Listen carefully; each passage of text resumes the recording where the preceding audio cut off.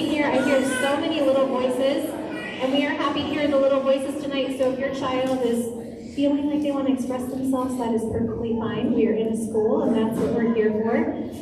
So welcome, and thank you for coming tonight. My name is Kristen Smith, and I am the president of the Board of Education. I want to let you all know we do have interpretation services available tonight. So if you or a friend of yours needs interpretation services, Sarah Isley is over here. And she has interpretation devices so that you can hear everything that is happening tonight in Spanish. So if you need that service, just hop over to Sarah and she can help you out. The Board of Education is here to hear from you tonight. So we want to introduce ourselves first. As I said, I'm Kristen Smith, president of the Board of Education. Tonight we have Erica Brown, our vice president. We have our secretary, Andrea Parmenter. We have Rick Peterson, our treasurer, and Grace Morledge, our newest member. We also have our student board members here tonight, so if you are a student in this room, something to look forward to someday is that you can also sit on the Board of Education. We have our student members, I'll have them wave. We have Colin Crowdis, Cooley Fox, Glenise McFarland, and Gus Halls tonight. Welcome, students. All right, so tonight I'm going to tell you the plan for the evening first. First, we're going to have a presentation by Dr. Karen Chesser, our superintendent. She wants to give you the same information that she gave the school board last week so that we all have the same information. The proposal was made in the board meeting last week, and we all heard that. We want you guys to be able to hear it too, so you'll have all the details before you come up and share your comments with us. After Dr. Chesser is finished with the presentation, then we will invite all the speakers up in the order that everyone signed up, and you'll each have 3 minutes to speak. And I'll read the rules for public participation before we begin that section. I want to let you know that the Board of Education is here to hear from you tonight. We value public input. We are a student-focused board, as you can see from all of our student board members. We hear from students at our work sessions each month, which is very exciting. And we want to hear from the parents and community members at Sunnyside about this potential consideration. So thank you for being here tonight. We're going to be hearing from stakeholders for the next few weeks on this. There's a feedback form on all of your chairs with a QR code, so you guys can scan that and give us additional feedback if you weren't able to speak tonight or if you have additional things to say. If you have questions for the Board of Education, you can email us at schoolboard@durangoschools.org. So if you go through this evening and you have a question at the end, please email us and we will get back to all of the questions that are given to us. So thank you for being here tonight. I'm going to welcome Dr. Karen Chesser, who is going to give us our presentation. So thank you, Dr. Chesser. Thank you all so much for being here. This obviously shows the love and care that you have for your community and how important Sunnyside Elementary School is to you. I don't know if everybody knows this, but I've been the superintendent in Durango for 5 years. I originally am from Kentucky. I grew up on a dairy and tobacco farm in Nelson County, Kentucky, a very rural area. And my bus was an hour to my elementary school. So you understand how important it is, especially for our rural-most schools and our communities, to have a community center. And it's been amazing for Sunnyside to be that, including with the library, which is such a great asset that you have in your community. And so I'm just going to give some information tonight that came from our budget committee, our financial advisory committee, but also really takes into consideration some of the things we really want for all students. So you can understand why this recommendation was made, and hopefully we'll give you some input as you are able to give some input to us as well. So first of all, I just want to be clear that when I got here 5 years ago, there was conversation about some of our smaller schools and the declining enrollment. And I wanted to make sure that we did everything possible to try to get that enrollment up. And I really did see that there were some actions that were happening for our smaller school and our more rural schools that probably were hurting enrollment. So we've done a ton of work over the last 5 years to try to impact that. You may know that the size of where Sunnyside was, as well as some other schools, really meant that we had to combine classes. And so obviously you'll see the enrollment is down more now. But even then, when I got here 5 years ago, you had 4th and 5th grade together, 2nd and 3rd grade together, kindergarten, first, different combinations. And people were not happy with that because it was a strain on teachers, and it also meant that maybe your child wasn't getting that grade level curriculum. And so we worked hard to say, no matter what the size, we are now going to have classes that aren't combined. We want to see if that can help get the enrollment here and also can help increase performance. Also, you probably know that we did not have any after-school care here at all. So that was one of the reasons many people chose to open enroll more in town, maybe closer if they're at work, so that they would have some after-school care. We tried Boys and Girls Club to bring after-school care here. We were putting funding into that. We were working Boys and Girls Club. We couldn't find the staff. There weren't enough numbers. But thankfully, we found a solution working with Rebecca Benally and the Southwest La Plata County Library. And so currently, the school district funds staff so that our kids can have that after-school care here. So we wanted to make sure that wasn't something that was getting in the way. We also made sure that we started some really strong curriculum resources. In the past, every school kind of had to fend for themselves, find what they can, and it's really hard for a smaller school to be able to afford that. We now have very strong reading and math resources that are across every single school so that we have that equity. We also wanted to make sure we increased the electives or those special classes. Again, before, schools were just given a number of staff, and then they had to just figure it out. So that meant some of those smaller schools couldn't have art or music or PE, whatever that they had enough staff for. And we made sure, starting 5 years ago, that every single one of our schools has art, music, PE, and also either STEM or technology. We also found that we weren't really giving gifted talented services to all of our schools, or maybe the English language development at the level we should. So we changed that. We made sure Sunnyside and every school had those services. We also put a full-time counselor at our smaller schools. You may remember we had a half-time counselor, but we wanted to do everything we could to try and get the enrollment up, so we added a full-time counselor. We also previously, the school did not have, our smaller schools didn't really have much instructional coaching supports. So we made sure that this school had at least a half-time instructional coach. We also have expanded the attendance boundary over the years. And I'll show it to you in a minute, and you may not realize that we've expanded Sunnyside's boundary all the way up to the Gage apartments and Rocket Point. So it actually covers where Escalante is. So it's a really large boundary, and so we've been trying to do everything possible to try to get the enrollment up. Unfortunately, with all of this work over the last 5 years, we haven't seen the positive impact. So we now have 7 years of a sustained decline in enrollment. We're concerned about the access to richer learning environments that students might have as the school gets smaller and smaller. We want to make sure that we have a transition plan for we want to make sure we consider that we're doing this in time so it can be, if this happens, that we can have a really strong transition plan. There is a fiscal impact. I'm not going to lie, it's been discussed by our budget committee, our financial advisory committee. You probably know that we're in a pretty concerning budget situation. And so this ties into it, but it is not the #1 reason we're having this conversation, and we'll talk about what that fiscal impact is. We think there's a great opportunity to be having this conversation now as the new Three Springs Elementary School is going to be opening. And so we would love for our Sunnyside staff and teachers, our Sunnyside families, our Sunnyside kids to be able to be part of creating that new school and being a part of one big family that's able to go into that really amazing new school. And of course, as I said, we have committees that are charged with making sure that we are efficient with funds and that we are being effective. And those recommendations have been to close Sunnyside at this time. So a little bit about the enrollment. These are the enrollment trends.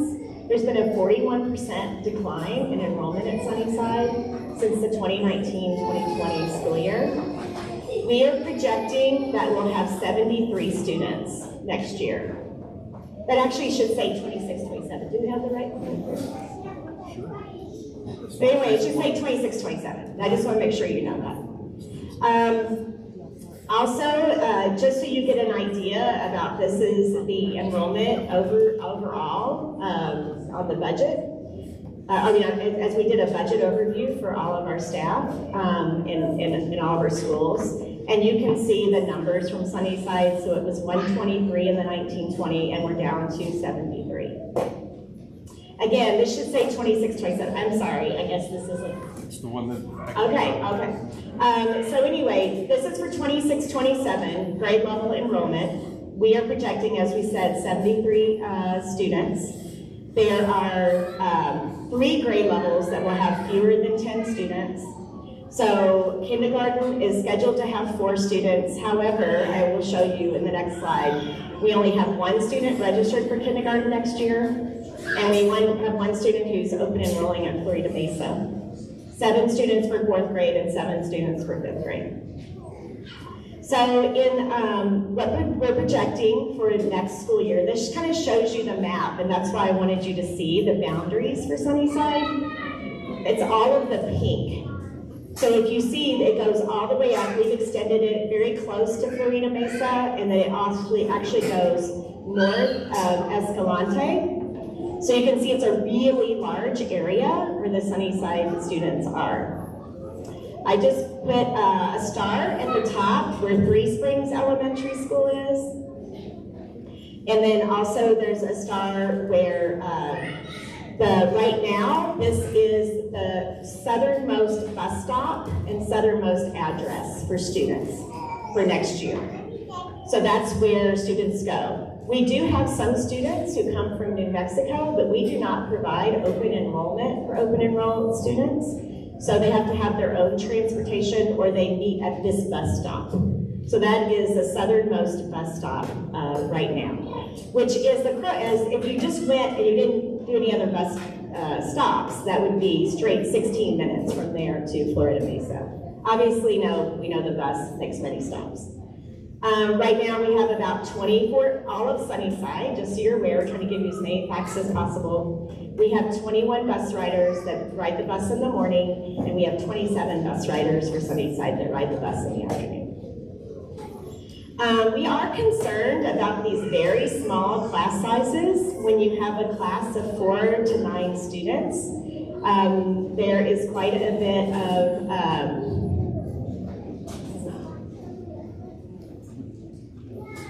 hold on just a minute. Let me get the right one. This is this was a different one. This is my cat. I apologize. Hold on just a second.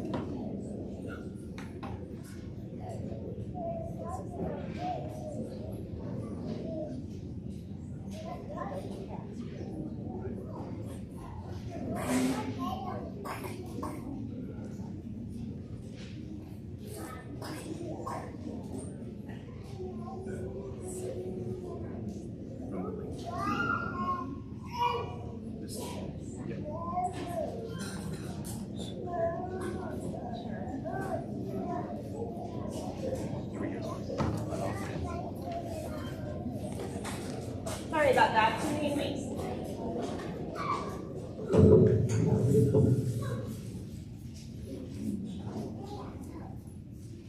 Okay, so as you can see, we have 1 kindergarten student who's registered for 26-27. We also asked at the last board meeting how many students live in Sunnyside would actually go to other schools.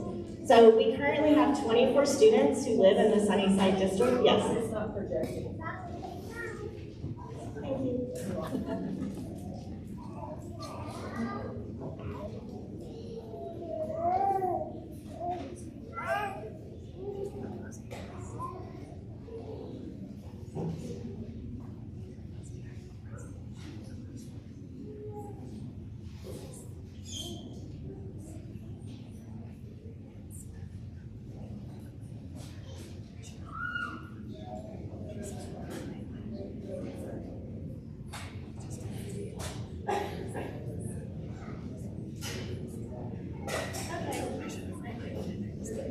Okay, so we were asked about this, so we do have 24 students currently that live in Sunnyside that go to other schools.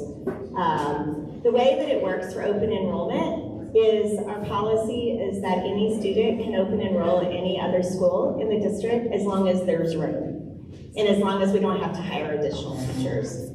So at this point, we approved for open enrollment, just for this year, this is where we are right now, we don't know about for next year. 10 students go to Park, 8 go to Florida Mesa, and you can see the other schools on there. And there's what I was showing you before as far as the boundary.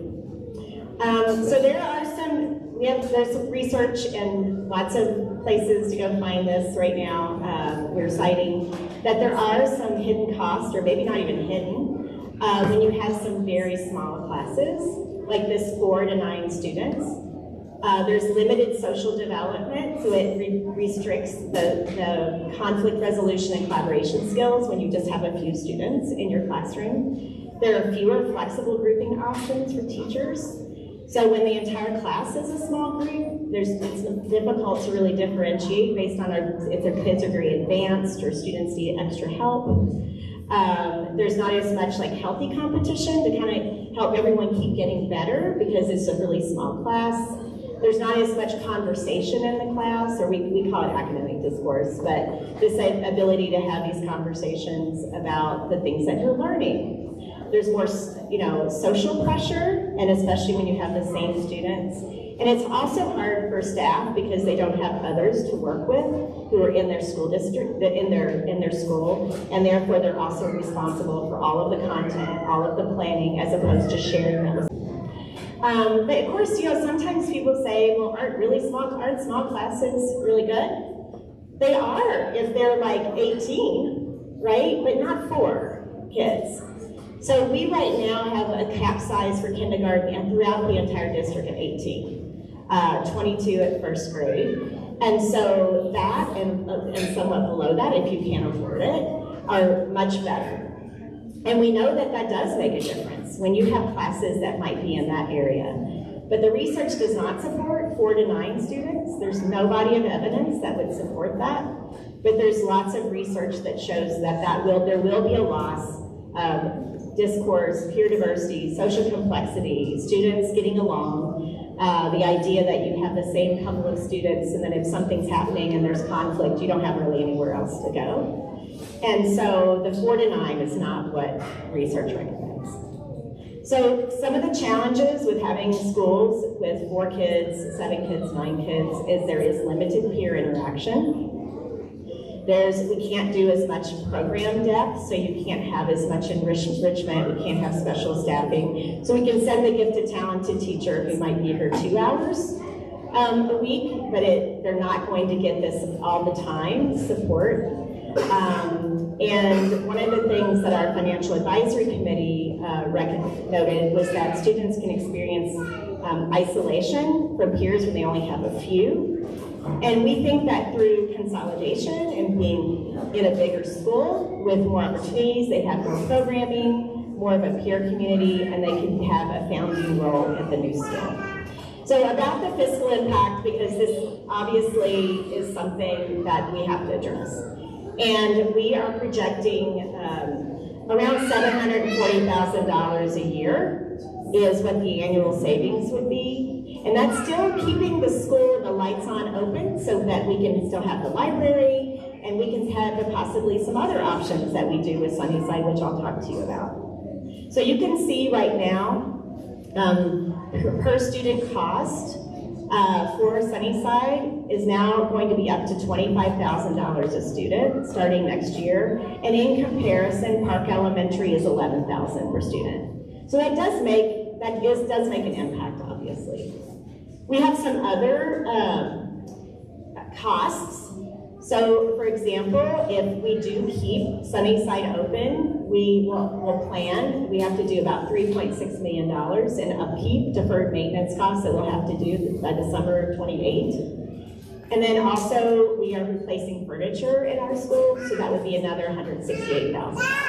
But if we do decide to keep, if not to close Sunnyside, so that's about $4.5 million that we're talking about, and then ongoing at $700,000 each year that we would be saving.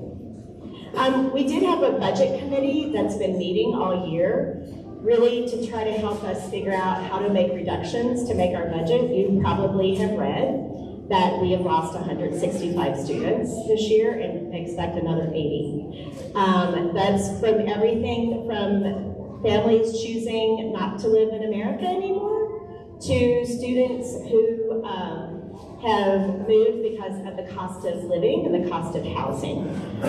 So that is, and the low birth rates. So we have a decline across the district.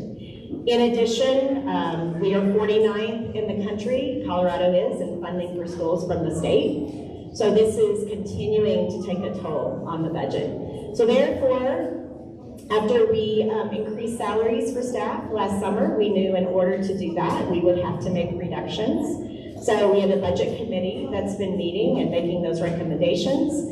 And so now they're making this recommendation based on hearing about the trends and what's happening and the cost and the small school concerns that they said, you know, and they realize it's a much bigger conversation than just the finances. That's only one small factor in really closing or consolidating a small school.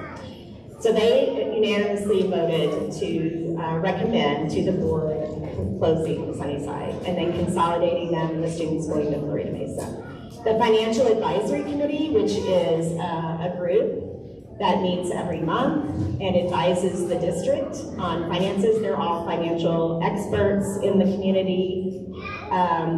They don't take this recommendation lightly, nor do we, but they feel that it is important that they also supported this. Now, what we'd like to propose is that when we created the Three Springs Elementary School, that the Sunnyside students would go to Three Springs the year before so they can be part of creating the new school, creating the climate, the culture, all of the planning, so that the teachers can be involved in that. So it doesn't feel like Florida Mesa goes to Three Springs School and, oh gosh, Sunnyside comes along, but they never were really part of anything and they just feel like they're guests and not part of the actual designing the new school. And so our goal also would be to give everybody enough time in this, so that's why we were making this recommendation now, to not start until the 27-28 school year. And then that way, all of the students, community families, teachers all can then plan together, co-create that culture, and then move into Three Springs. And we really want to think about this as not just something that happens, but that we really can then create kind of a community together before Three Springs opens. We want to have tons of family communication throughout this whole process.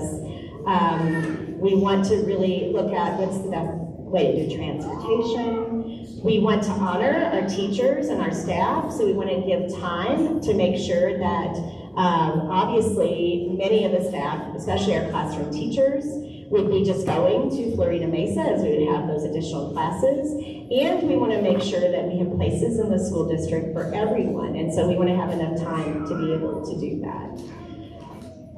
And then lastly, I've been asked this quite a bit. So what would happen to Sunnyside?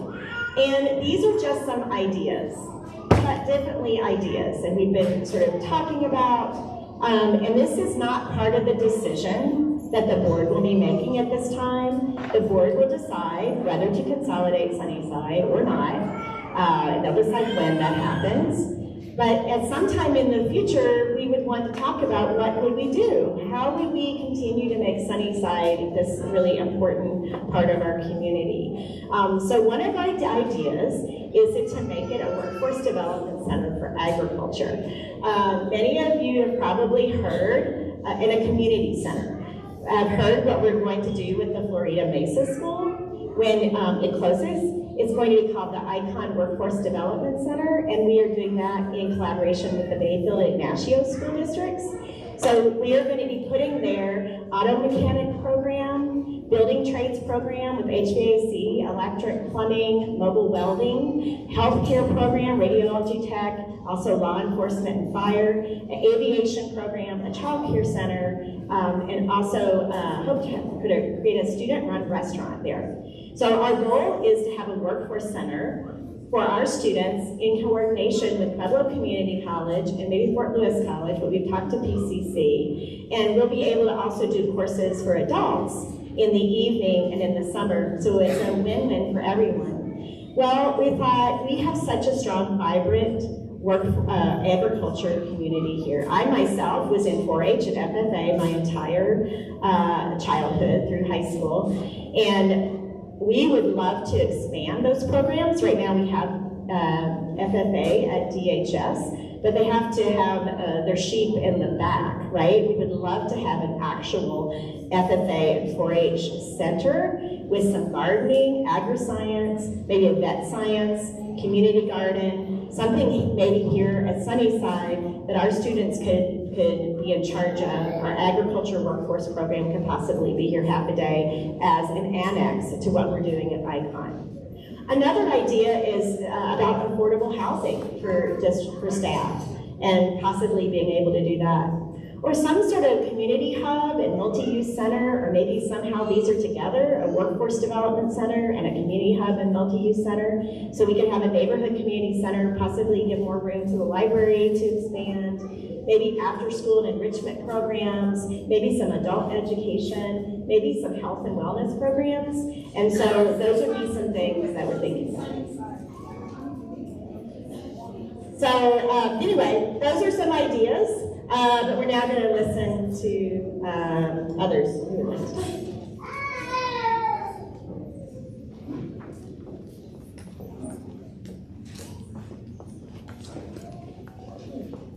All right, I'm going to flip this podium around so we can hear from you. We just wanted you guys to have a little bit of information before we started. So we will begin our public comment period. Comments will be limited to 3 minutes per speaker, and we will be timing those just so we can make sure everybody has an opportunity to speak. We ask that your public comments not be related to any individual staff members, so if you have an strong opinion about a particular staff member, maybe refer to them as staff and not an individual. We also, as a board, don't tolerate slander, name calling, or public defamation of any individual. We have a lot of little kids in here. We want to make sure we're being good examples to them. The board comments are part of our board public records, so just be sure if you want to exclude any names, personal information from your comments that you do so that is not a part of the public record. We do want to remind everyone there are no drugs, alcohol, firearms allowed on public school campuses, so if you have anything like that, please take that back to your car or your home. A couple more things. All speakers in attendance, we ask that you would conduct yourselves in a non-disruptive manner. So after someone speaks, there will be no clapping, cheering, sneering, or other distractions. That will just help us be able to get through all of the comments. We clap each time someone's done. It takes a little bit longer. And the board is going to listen with respect. We are here to hear from you. No decisions have been made on our end. We just have heard the same information you all just heard last week. And this is part of our process, is to hear from you as we are discerning this recommendation. So we ask that you guys just attend in a respectful nature. I know we have a lot of little kids running around, and that's okay. If you need additional information or have questions, please do email us at schoolboard@durangoschools.org. And I'm going to flip this around, and we will invite our first speaker.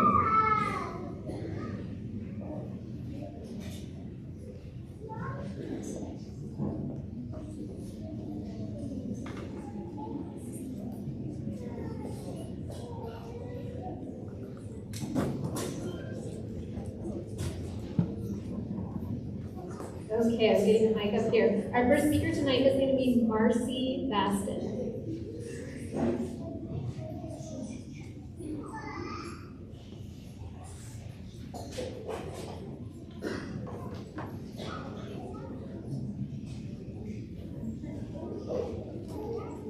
All right, welcome, Marcy. You will have 3 minutes after you state your first and last name. Okay, good evening. My name is Marcy Baston. I have served as the reading interventionist and now early literacy grant support at Sunnyside for 11 years.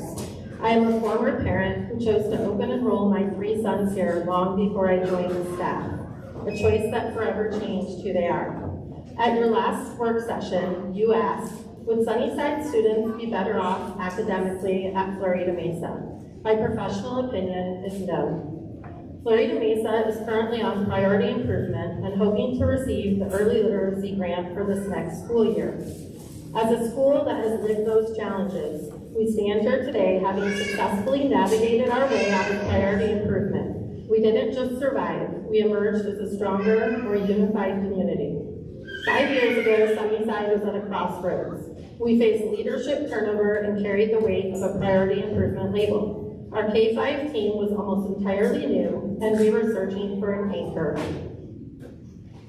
But we refused to let a label define our students. We used the early literacy grant as a blueprint to rebuild the school from the ground up. The results are undeniable. In 2022, nearly 40% of our K-3 students required intensive read plans. Today, we have slashed that number in half to 20%. And we are on track to reach 16% by the end of this school year. These numbers include students on IEPs and LAPs. We have literally flipped our data pyramid, moving from priority improvement to performance status in just 1 year. This wasn't luck, it was engineered. Through a data-driven focus, we identified gaps and met them with targeted interventions. Collaborative grit. Our educators spent countless hours refining curriculum to ensure no student fell through the cracks. A culture of accountability. We stopped asking if we could improve and started proving how we sustain it. But the real story is written in our hallways. Our students are no longer just getting by. We see increased confidence in students who now approach lessons with a sense of I can. We have raised the ceiling, engaging them in academic rigor that proves their potential is limitless. By shedding this label, we sent a message to our children, your school believes in you. Exiting priority improvement was our goal. Continued excellence is our permanent mission. Closing Sunnyside would be a loss for our community and a setback for the district. We have evolved from a school under scrutiny to a rural model of how systems and hard work can change lives. Based on our proven trajectory, our students are not just better off at Sunnyside, they are exactly where they need to be. Thank you.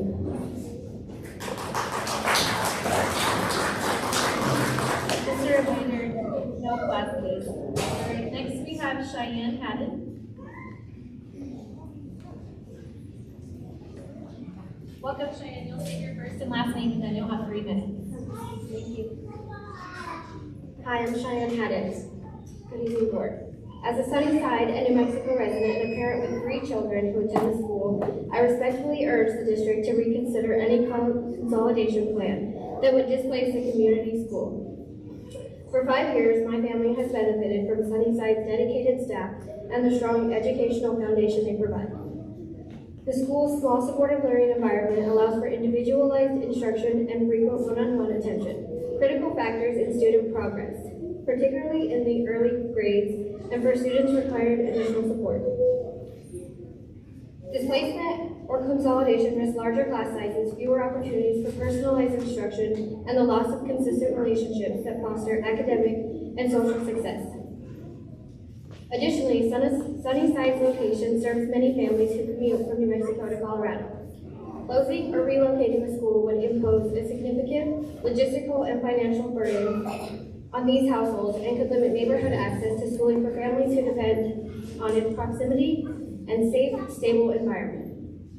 For the well-being of our students and the broader community, please carefully weigh the educational and logistical impacts of any consolidation plan and prioritize preserving Sunnyside's small school environment and local accessibility. Thank you for your consideration. All right, next we have Dominique Giglio. Say that again? Giglio, okay, welcome. You'll state your first and last name and then you'll have 3 minutes. Welcome.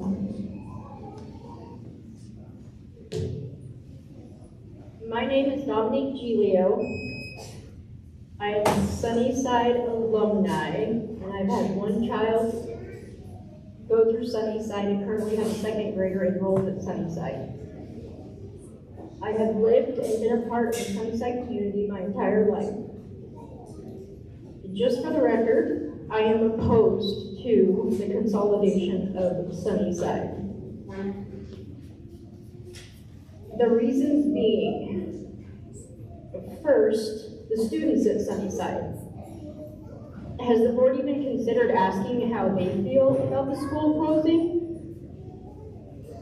Or possibly converging with another school? My daughter cried when I told her it might be happening. Sorry. She's a second grader, and the proposed consolidation, if it does happen next year, the entire second grade class of 21 kids, which is the biggest class at Sunnyside right now, will have to move 3 different schools in 4 years. I don't know if the board's considered that or not, but that is ridiculous. That's very disruptive, and who knows what effect it will have on their social, emotional well-being as students. The second thing is, I did get from the presentation that the 2 independent advisory bodies that have endorsed this recommendation of consolidation are the Financial Advisory Committee and the Budget Committee. Both are supporting this recommendation from a financial standpoint, with the hopes of what? Cutting costs? The proposed consolidation of Sunnyside would save on 1% of the district's overall budget. The Durango School District is proposing to dissolve a community of 100+ families and the staff at Sunnyside to save on 1% of their budget. That to me doesn't seem like enough. The school represents the social and cultural center of the community, and the loss of Sunnyside would have a very negative impact on not only the students, but the families and the educators. Okay, next we have Sandra Garcia. Welcome, Sandra. You'll state your first and last name and then your 3 minutes will begin. Sandra Garcia. First, I want to thank you for the work that the time and the work that you're taking regarding to listen to the feedback regarding the recommendation to close Sunnyside.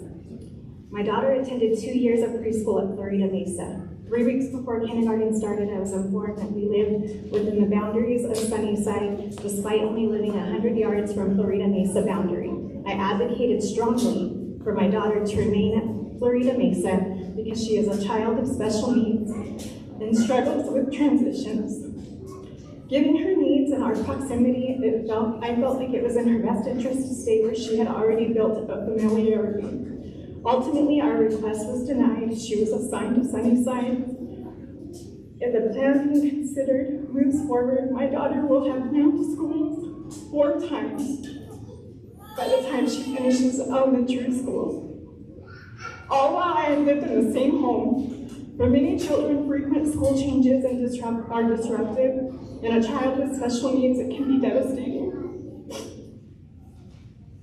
Each transition requires rebuilding trust, relearning routines, and establishing support that takes time and consistency to develop. This level of instability is not caused by my family moves or changing circumstances. It's the direct result of the district's decisions. I was unhappy with that decision and had to go to Sunnyside until my daughter's very first day here. From the moment we arrived, we were welcomed quickly to become part of the Sunnyside family.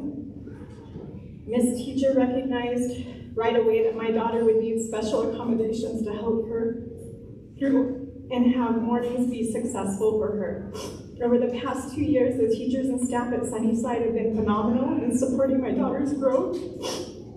She was evaluated with early and received intervention services, including ABA services that I had not been able to obtain at Florida Mesa, even though the need was very clear. As a parent with special needs, advocacy is a big part of my parenting journey. It's made this hard for me. At Sunnyside, I felt like a true partner. I was able to have hard conversations, raise concerns, and even share tough criticism when necessary. Every time I left feeling heard, confident, and that the staff genuinely had my daughter's best interest at heart. I unfortunately cannot say that I had the same experience prior to coming to Sunnyside. Sometimes in life we're pushed into directions that we should have found on our own, only to realize it's exactly where we were meant to be. Sunnyside Elementary has been a place for our family. I encourage you to consider the impact decision that it would have on our children who thrive because of the environment that Sunnyside provides. Once a school like this is gone, it cannot be easily replaced. For families like mine, Sunnyside was not our first choice, but it turned out the best thing that could have happened for our child. I hope that you will consider the lasting impact of the closure and what it would have on students, families, the broader community, and the staff before making such an irreversibly tough, hard decision. Lastly, if the school must ultimately close, we find there to be no other choice, which I think would be really hard to find. I ask that the district allow the students and staff of Sunnyside to complete at least the next 2 years before transition takes place. When that transition does occur, students should be transitioned with the staff that they wholeheartedly have depended on. These relationships are critical to student success, especially the children with special needs, and should not be treated differently.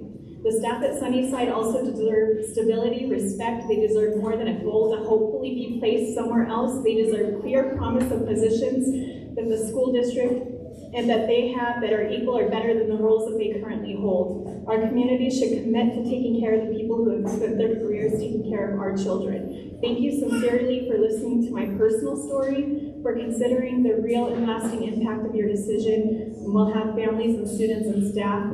I look forward to your decisions in the coming days. Sorry, I had to cry through that a little bit. Thank you. Thank you. Next we have Kara Becker.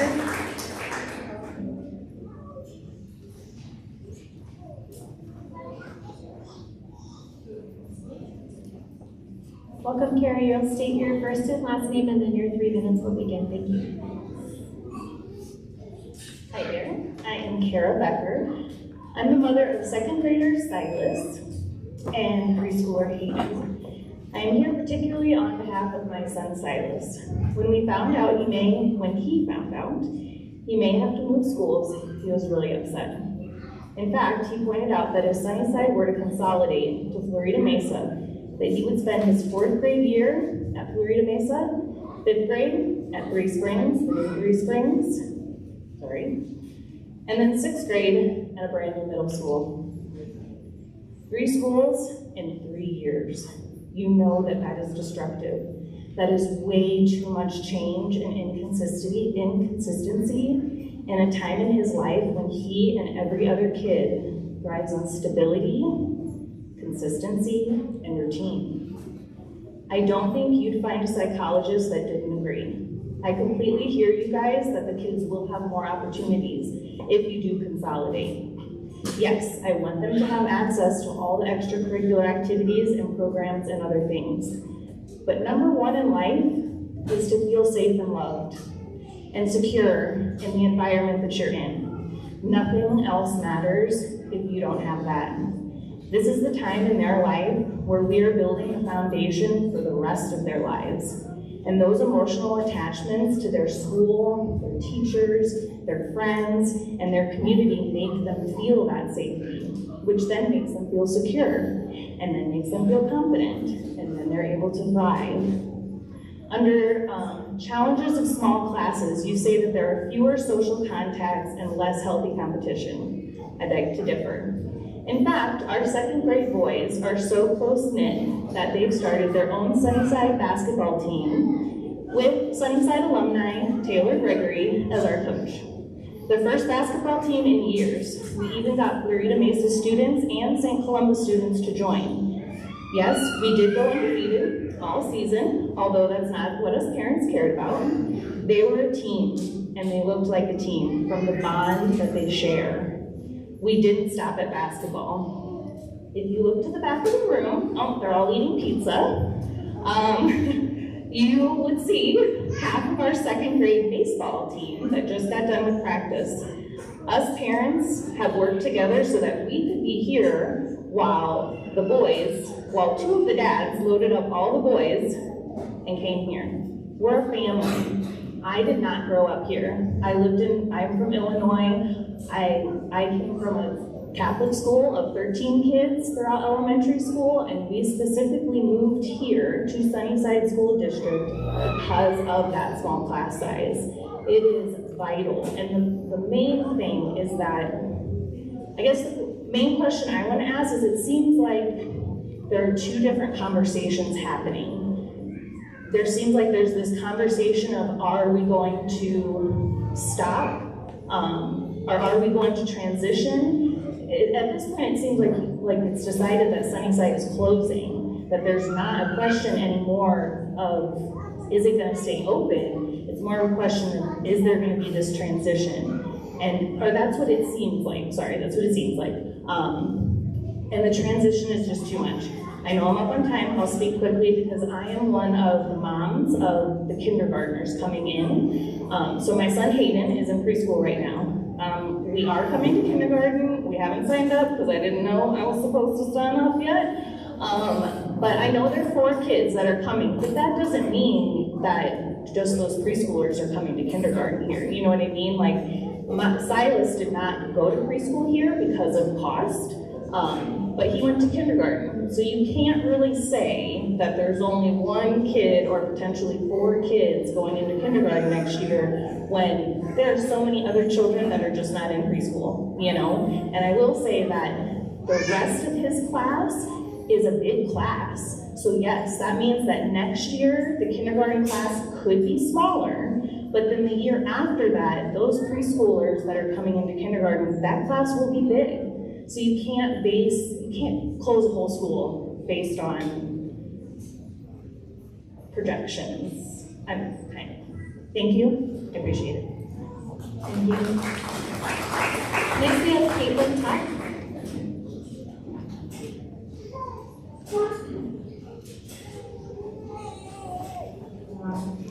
Welcome, Caitlin. You'll state your first and last name and then your 3 minutes will begin. All right, my name is Caitlin Tuck. Good evening and thank you for this opportunity to speak. I am the parent of 4 children here at Sunnyside. And I would like to start with what stability actually means for a child, because I have seen what happens when it isn't safe. My oldest son started kindergarten during COVID. And he moved repeatedly between online and in-person learning with constant changes in teachers and structure. For 2 years, things were constantly changing. When the results were real, he fell multiple levels behind in reading. If we weren't at Sunnyside, where the teachers know him, respond to his needs, and even come to me when they notice trends and offer ways to help, he would not be where he is today. Their genuine care, support, and deep desire to see him succeed are the reason he is where he is now, academically and socially. That stability has changed his trajectory. So when this proposal is described as creating stability, I don't see that reflected in what it actually does. It is the exact opposite. It moves students once to a new school, then just as they settle, figure things out, it moves them again into another new school. That is not stability. It is repeated disruption during critical learning years. I would also like to address the enrollment projections being used to justify this decision. Sunnyside is shown as declining from about 123 students to a projection of 73 next year. But that number excludes the preschool students that are also a part of our school community. More importantly, this decline is not unique. Across the district, as shown, multiple schools are experiencing significant enrollment changes, some declining, some increasing. This is not a Sunnyside-specific collapse, so why is this school being targeted? In the 6 years we have been a part, personally, of the Sunnyside family, enrollment has remained stable. There hasn't been any huge decline. You asked for the benefits of small schools, and Sunnyside is that answer. This is not a failing school, it is a functioning one. Small class sizes mean students are known. They are supported early and helped when they struggle. That is exactly what helped my son recover from instability. And because Sunnyside is not even within the boundary of the new school being built, this is not simply a transition or consolidation. It is the closure of a community school based on projections that do not reflect our current reality. I would ask you to consider the real impact this would have on the students, not just assumptions or projections, because for young children, stability is not optional, it is foundational. And once it's gone, the cost is far greater than 1% of a budget. Thank you. Great, next is Lacey Craig. Welcome, Lacey. You'll state your first and last name and then you'll have 3 minutes.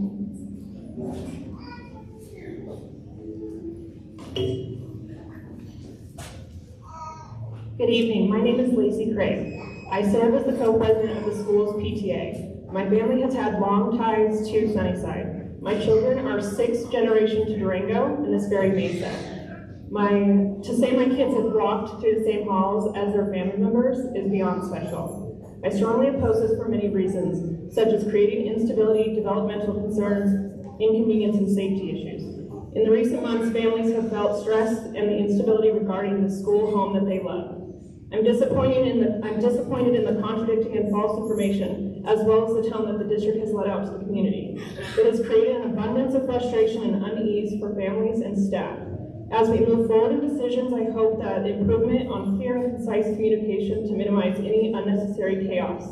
Our children should never feel a lack of stability, nor should families or the staff. These students matter, the school matters, and they should feel as such. The term newcomers was mentioned 3 times on the 14th board meeting. We don't want them to enter Three Springs as newcomers, yet they will be doing just that at Florida Mesa if the recommendation was pushed through. Where's the same statement, we don't want them to be newcomers at Florida Mesa? Young minds need stability, routines, and to feel safe and secure and a sense of belonging. Our children have established connections and relationships with staff in the community of Sunnyside. It truly is a family here. The district has seemed to make smaller classrooms a negative point. Well, I can attest that it's quite the opposite of my experience. One of my children is in the smallest class here at Sunnyside. She has shown tremendous growth on her testing scores because she has dedicated resources and her teacher has time to work with her one-on-one. I cannot say the same for another child of mine in a different school. The recent spring family survey can also validate how people feel about Sunnyside. Sunnyside swept the board on every single topic, rating higher than the district's overall average. Some of the categories include student learning, student engagement, safety, and belonging. All those things that supposedly the school is lacking by being a small school is actually we're thriving. When a school is growing academically, why would you want to move our children to a school that's in a priority improvement rating according to the CDE?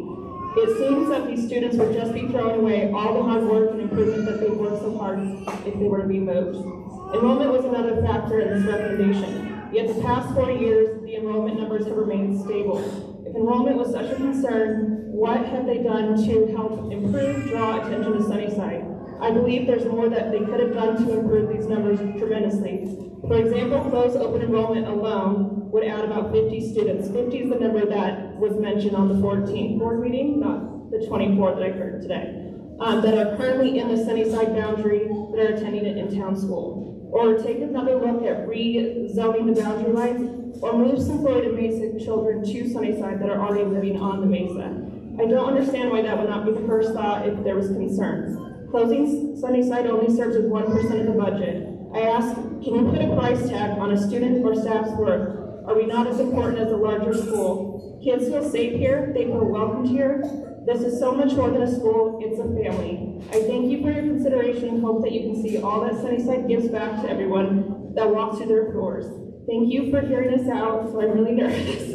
And thank you for everybody that came to support Go Bulldogs and all the little future Bulldogs that are in this room tonight. I did come bringing you a gift.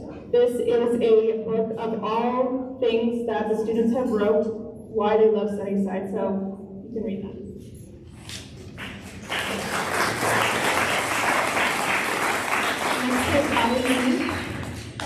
Holly Zink. Karen Zink. Karen Zink. Welcome, Karen. You'll state your first and last name, and then you'll have 3 minutes. Karen Zink, and the Short family, my maiden name is Short, cannot compete with the Craig family. We only have 5 generations of kids who have come to Sunnyside, and I certainly understand the concerns of the board, and I appreciate the deep thought that the board has put into the situation overall. Hopefully my husband has a minute to speak about Tabor. One of the reasons we're sitting in this room has to do with how we do our taxes in the state of Colorado, and that needs to be addressed in every legislative session until we get that turned around. And should Sunnyside happen to close, this is our community center.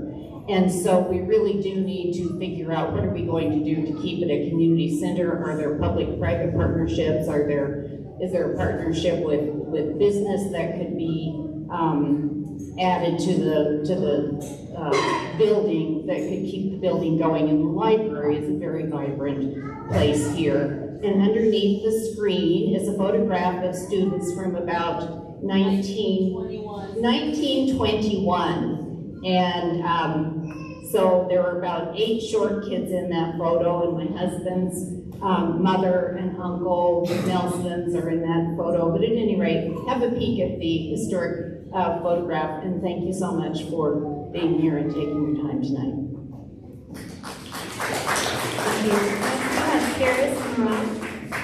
Just really quickly, I am Holly Zink.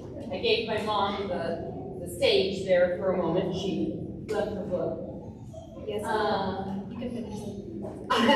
I went to school here as not in 1921, but this gymnasium was built when I was maybe in 6th grade, and that was when we had first and second and third and fourth, all combined.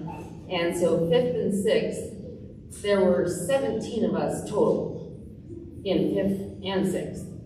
And I believe that our education was really special, and our relationships were really special. And if in 1921, that was all of the kids that were in Sunnyside Elementary School, their relationships were very special too. Thank you. Next we have Karis Morale. Welcome, Karis. You'll state your first and last name, and then you'll hear. Good evening, board members. My name is Karis Morale, and I am a parent to Jack, a Sunnyside kindergartner. I've heard the reasoning for the closure. Sunnyside is too small, and a larger school will offer more opportunities. And that sounds logical, but for young children, it's not that simple. In a smaller classroom, a teacher knows your child. They catch gaps early on without being asked. That matters especially for kids who will never raise their hand. And it matters here because Sunnyside is comprised of nearly half economically disadvantaged students. So when we say Sunnyside is too small, we should ask, too small for whom? For many of these kids, small is exactly what's working. Now, stability. Research unambiguously shows that when children change schools more than once, their performance drops and recovery takes time. What's being proposed is not one transition, it's multiple. For some of these kids, 3 schools in 3 years. That's a lot for a 5, 6, 7-year-old, and it's a lot for our working families who are already stretched thin. When disruption falls hardest on the students with the least margin for it, that's not putting students first. That's not equity. So here's the ask. Keep Sunnyside open until 3 Springs is ready. Not forever, just long enough to give these children 1 move, not 2. 1 transition, not 3 years of upheaval. Stability, time to plan. Because once you close a school like Sunnyside, you don't just lose a building. You lose something that is quietly working for the kids and families in our community. Pause, reevaluate, Give Sunnyside the time it deserves, the time our kids deserve. Thank you. Next we have Kelsey Lancaster. Welcome, Kelsey. You'll state your first and last name. You'll have 3 minutes. My name is Kelsey Lancaster. Good evening. My husband and I have been part of the Sunnyside community for almost 3 decades. Forgot 3 years. When we purchased our home in 1998, we had no idea that we were less than a mile from the most amazing elementary school. But the stars were in our favor because both of our children became Sunnyside Bulldogs. Our children are now 23 and 20, and I know the Sunnyside community is as strong as ever. During the 10-year span that our kids attended school here, I proudly worked with both SIPTA and Sunnyside School Accountability Committee in numerous capacities because I believed then, as I do now, that a school isn't just a building where children learn how to read. It is the heartbeat of our rural community. The lifelong friends the district mentions in its brochures aren't just marketing catchphrases. They are the people sitting in this room tonight. Some of my children's closest bonds were forged in these hallways. My daughter couldn't be here tonight, but she asked me to address the community and the board for her. Hello all, my name is Tina Lancaster, and I was a Sunnyside Bulldog from 2007 to 2013. For all the years I went to Sunnyside, I lived just 3 minutes down the road and thrived in the tight-knit community at the center. The school had just over 100 students, and our classes remained small and close. I had the same classmates from kindergarten up until 5th grade, many of them through high school, and I am still very good friends with Faith Gillum, a fellow Bulldog. I knew from an early age that I wanted to be an elementary school teacher. The relationships I forged with my teachers and peers at Sunnyside were a major part of my drive to be a teacher. I felt a deep connection to my educational experience at Sunnyside, and this became my reason for wanting to teach young children. I am now in my 2nd year as a 4th grader at Cromer Elementary School in Flagstaff, Arizona. Cromer is the Sunnyside of Flagstaff. Tradition, family, and community are the top values that both schools hold. I love being a teacher at a rural school. Unfortunately, at Cromer, we serve a large geographic area, and because of this, students endure much longer bus rides, larger class sizes, and more moving parts on a day-to-day basis. This is what Sunnyside students would be subjected to if our beloved school is closed. Closing Sunnyside and moving those families to Florida Mesa will change the fabric that makes each of these schools unique. Combining Sunnyside and Florida Mesa would change the entire feeling that they both maintain, including community events and the education of the students. I believe it is in the best interest of the students, the families, the teachers, and staff that Sunnyside remain open and in use for the community to thrive. Change is inevitable, but closing this beloved school that has been open for decades would be devastating to our community in ways that are unforeseeable. Thank you for your time and consideration. Once a Bulldog, always a Bulldog. Next we have Heather Hanson.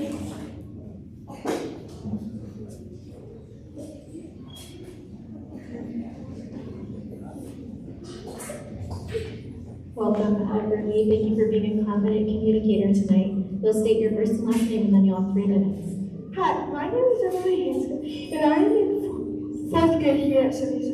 I started here in kindergarten, and it has been a great school. My class is the smallest class this year. Being so small of a class gives us more time to work one-on-one with our teachers. This has really helped my math and writing. My classmates and I are all super close, and everyone that goes to Sunnyside knows each other. I really hope Sunnyside stays open so that all my younger friends can have the same great experiences that I have had. My teacher, Miss Bevel, is the best, and getting to work with her every day is great. If our class was larger, we wouldn't get as much time with her as we do now. We get so much work done every day. I really hope the school board considers what a negative impact it would have on all the students if they close Sunnyside. Thank you.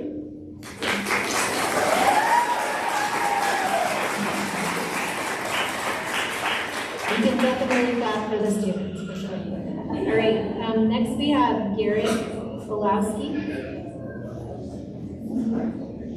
And I might have gotten the last name wrong. Welcome, Garrett. You'll state your first and last name for the record, and then you'll have 3 minutes. I'm not sure how I'm going to follow that. My name is Garrett Oshesky. I'm a Sunnyside parent. My son is Theo. He's in the Simpson class. Start. So when the plan to consolidate Sunnyside and Florida Mesa first came out, my concern was pretty simple. The current plan, my son would move from Sunnyside to Florida Mesa and then 3 Springs, then to Escalante. Many of the parents have already talked about that. I think this is too short and too short of a stretch, or too much moves and too short of a stretch, especially right before middle school. Middle school transition was particularly hard for me, and so I'm very sensitive to that. After attending a work session on the 14th and going back through the district's own materials, my concern got much larger. Now I'm asking whether closing Sunnyside is actually the right step at all. Dr. Chester spent a lot of time and a lot of work at the session talking about everything the district has done to invest in Sunnyside. Counseling support, programming, electives, after-school enrichment, and staffing changes all meant to better support the students and the community. Parents, teachers, and the kids can feel the progress in real life. Kids are known here. It's a family culture, and it's real. The district support is working. Sunnyside has moved from priority improvement back to performance. And if you look around the district's own chart, enrollment is actually stable. One of the few schools that is stable. So the biggest question for me is, if all that work that's finally starting to pay off, why would we quit? Why would we quit now? This does not look like a school in decline. This looks like something we should not walk away from. One of the most frustrating things as a parent is that the public framing has been that Sunnyside is in clear long-term collapse, and the only solution is a multi-move plan. The district's own data and goals do not support that. The 41% decline is not a current fact. That's a projection. It depends on projecting Sunnyside down to 73 students. If you use all of the recent data and numbers and project that out, the decline is 25%. A far different story. And that still includes the unusually small 3rd and 4th grade cohorts, 79 students. Keep in mind, those were the children who started school during COVID, and many families here remember the closure chatter that happened around that COVID time. Skip a couple paragraphs. An extra move would be extra disruptive, and very likely it would lead to bad outcomes. Lastly, the district says it does not want Sunnyside students arriving at 3 Springs feeling like outsiders. I understand that concern. That was my base concern when this all started. But under the current plan, that's exactly what's going to happen at Florida Mesa. My ask is simple. Please slow this down. Stabilize Sunnyside. Stop adding uncertainty while you're still deciding. Do not let the announcement itself create the very enrollment decline that's being used to justify this closure. If uncertainty around the closure may have contributed to enrollment problems during COVID, we should be very careful not to repeat that same mistake now. Thank you for your time.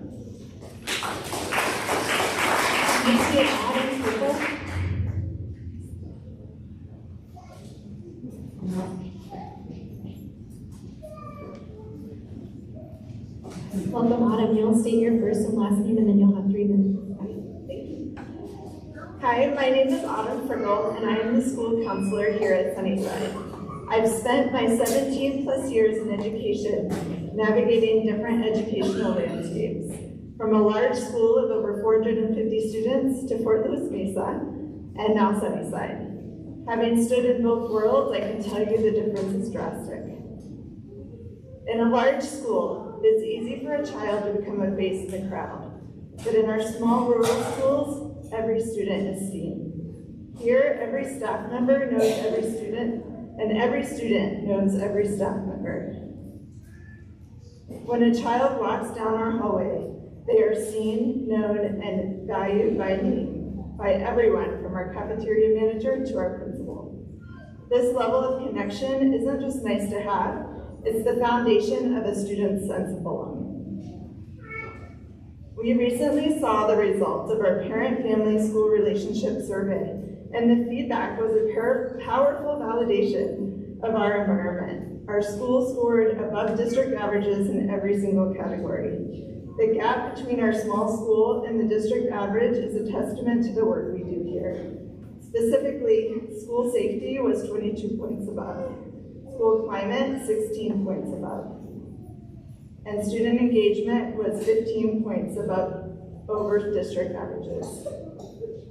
These numbers represent parents who bring their kids here because they know their children are safe in a safe, high engagement environment that prioritizes their social emotional well-being.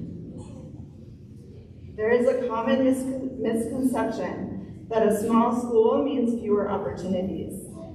At Sunnyside, we've proven the opposite. Because we are small, we are agile and deeply responsive to what our kids need.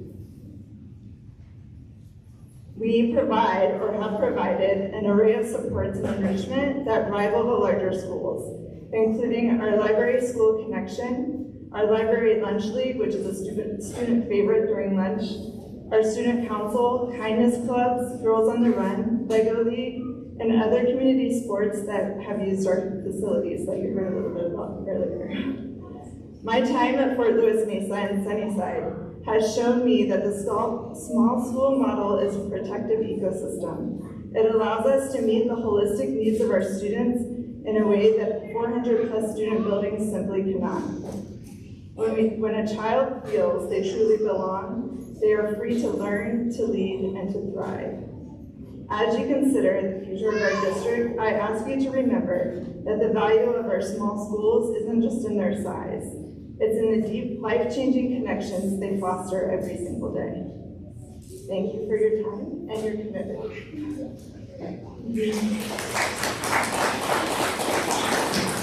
Next we have April Manomi.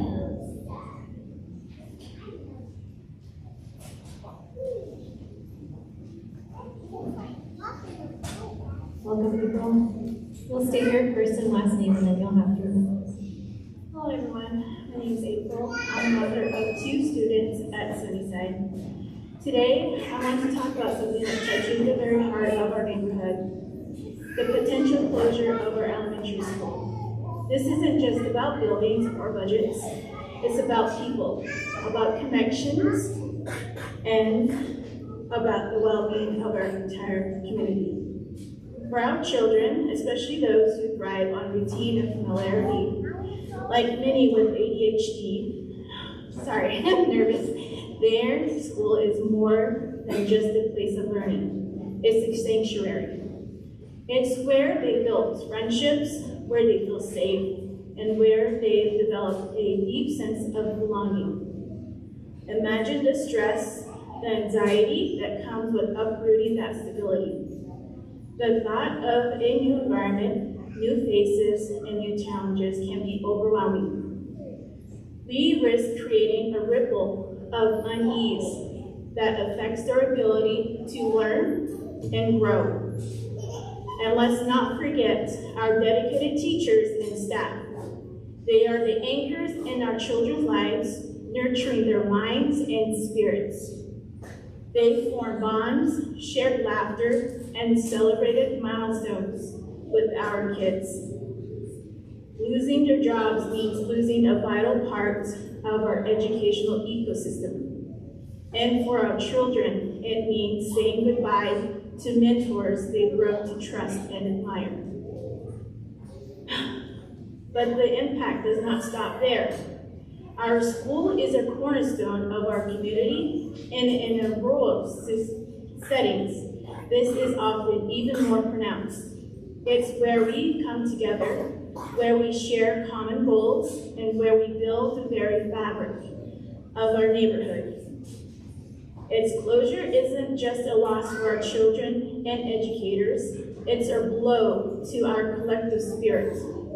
It can weaken the ties that binds us, impact local businesses that rely on our school's presence, and potentially diminish the vibrancy that makes our area a desirable place to live.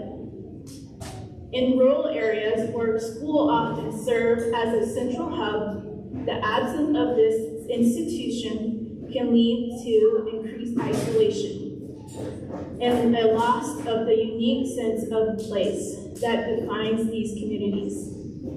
Let us stand together and consider the profound lasting effects this decision could have on every single one of us.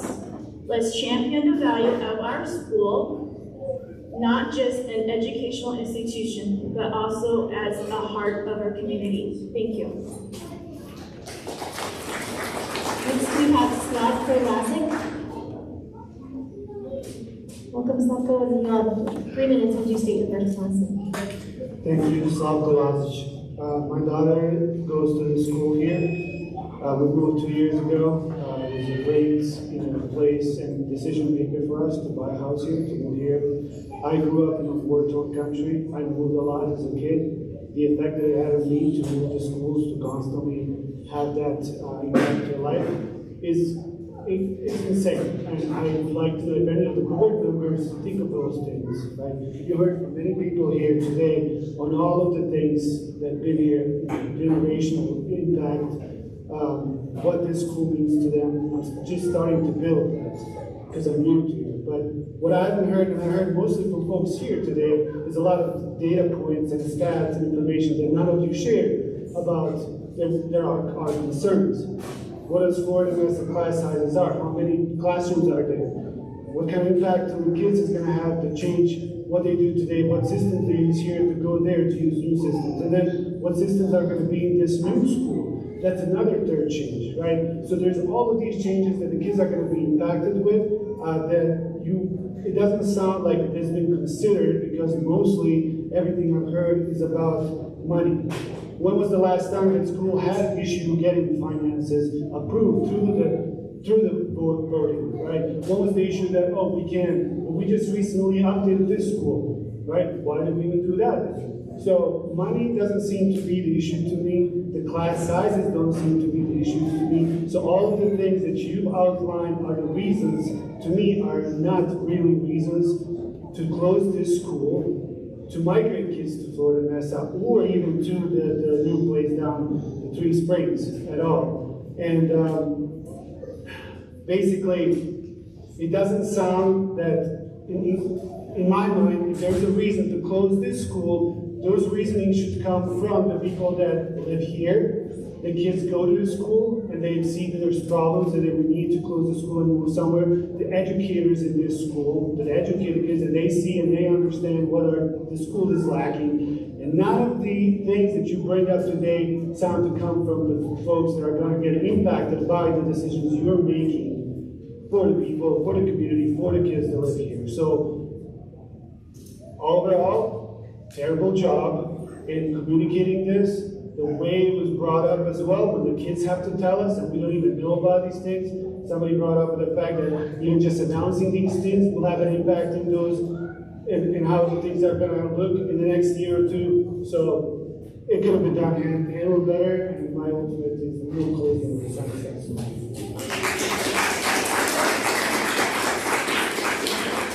Next we have Jill Gorman.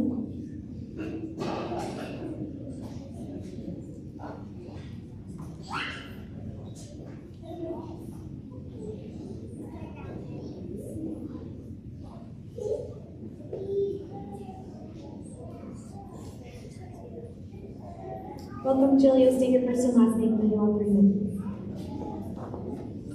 My name is Jill Gorman, and I am here tonight as a Sunnyside parent. I have twin second graders. That means I have 2 children in the largest class at Sunnyside Elementary. That being said, I want to speak very specifically about that grade. That grade, as the current plan stands, will be here at Sunnyside for 3rd grade. They will transition for 4th grade to Florida Mesa. Then in 5th grade, they will get to go to the new 3 Springs Elementary, followed by Escalante or their middle school of choice. That is 4 schools in 4 years during their most important time in their education. This is the phase at which they should be transforming from learning how to read to reading to learn. And we are going to take that and transition them into a different school every year. On average, it takes children 3 to 6 months to acclimate to a new school. Keep in mind, the school year is 9 months long. If it takes those children 3 months, we have taken a third of their learning time away. And they are going to finally find stability, and guess what? 3 months later, we're going to transition them to yet another school. These kids, for the next 4 years, will not have any stability in their growth. That is going to lead to a lack of confidence. Let's face it, when they don't feel stable, they're not confident in their own well-being. It's going to show gaps in learning, emotional fatigue. Let's face it, when they're going through changes, they are children. They are going to struggle, okay? Also, they have a hard time investing in their school. We talk about over and over how important it is for them to feel like they are a part of something. These kids are sitting here tonight knowing that they aren't going to be a part of something. As a parent, that is extremely difficult to explain to your child.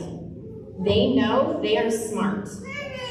So we here at Sunnyside, we are a strong, connected, close-knit family, in case you haven't noticed. The teachers we have on staff here are excellent. Our kids feel seen and they feel safe. They are going to transition again, over and over, in areas and not feel that safe and that sense of connectedness.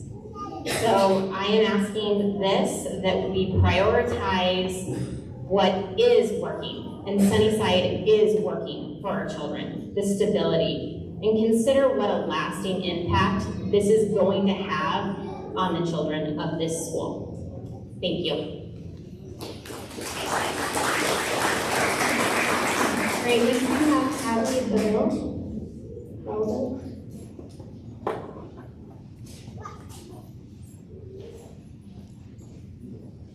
I might have gotten your last name wrong, sorry about that. Bevel, okay. Welcome, Hadley, state your first and last name and you'll three. All right. Hello everyone, I'm Hadley Bevel, also known as Miss Bevel, the 4th grade homeroom teacher and the 3rd, 4th, and 5th grade science and social studies teacher at Sunnyside. I live on the state line between Durango and Aztec, and I see this school as a hub connecting communities. This school is an integral part of this mesa. It provides a safe and educational space for kids, teachers, and families to thrive and connect. It's a place where generations of families have attended. It's a place where trust is formed. It's a place of work, of growth, of love, of creative minds, and of agile thinking. Lastly, it's a place that has recently experienced significant academic growth and a successful transition out of priority improvement status. At Sunnyside, I've never seen a student who looks unfamiliar to me. When I tell people about my class sizes, it's clear that you can't find this everywhere. It's something that's special, that fosters this really cool feeling and experience that words cannot always describe. Students have routines, expectations, familiarity when they walk through their school's doors. This school is a place where students feel comfort, where they feel challenged, a sense of belonging, and learn how to become an addition to their society. They're held to high standards and rigor.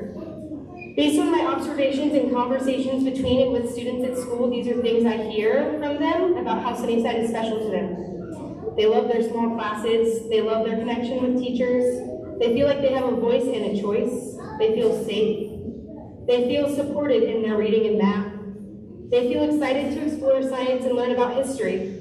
They hope their younger siblings get to have the same elementary experience as them. They never want to grow up and leave 4th grade. They're proud of being a 3rd, 4th, 5th, and even 6th generation member of Sunnyside. I know that Sunnyside is made up of only 98 kids, but that is 98 kids who wake up, attend a school in their community, and experience something rare. As a new mom to a 1-year-old daughter, I envisioned keeping my position at Sunnyside and was excited to experience this community as a family together.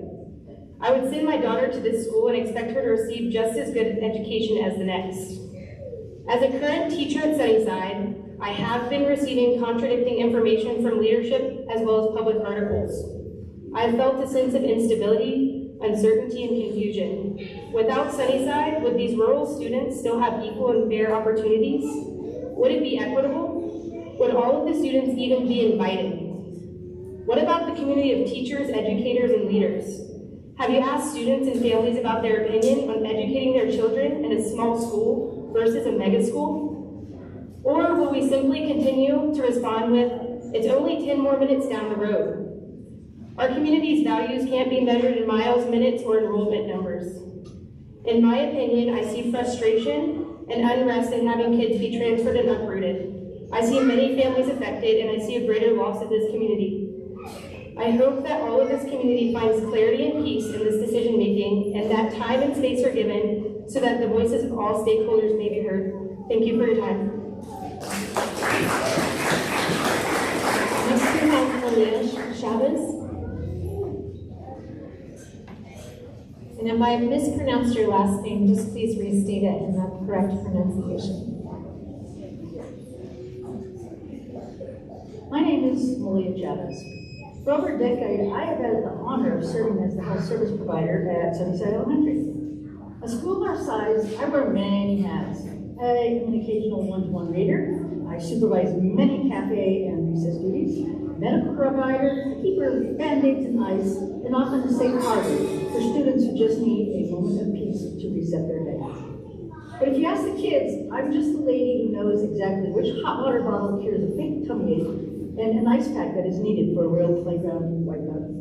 At Sunnyside, we aren't all just a collection of staff and students, we're a family. And like any family, we do whatever it takes to help our members thrive.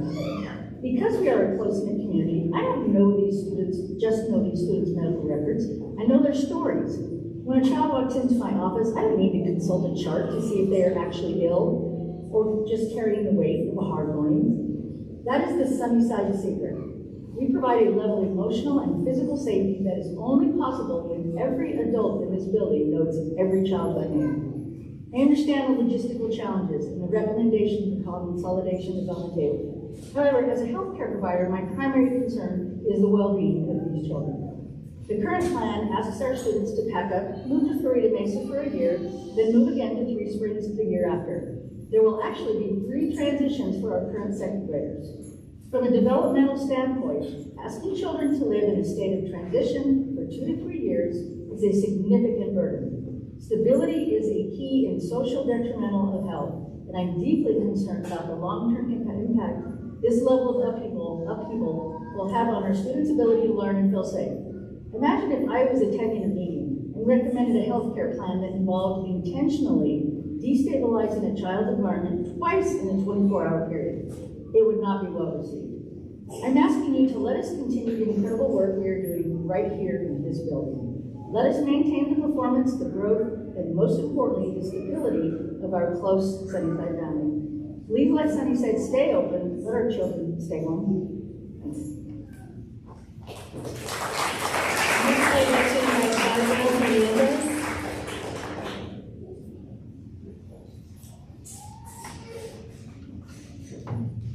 Welcome, Barbara. You state your first and last name, and then you'll have 3 minutes.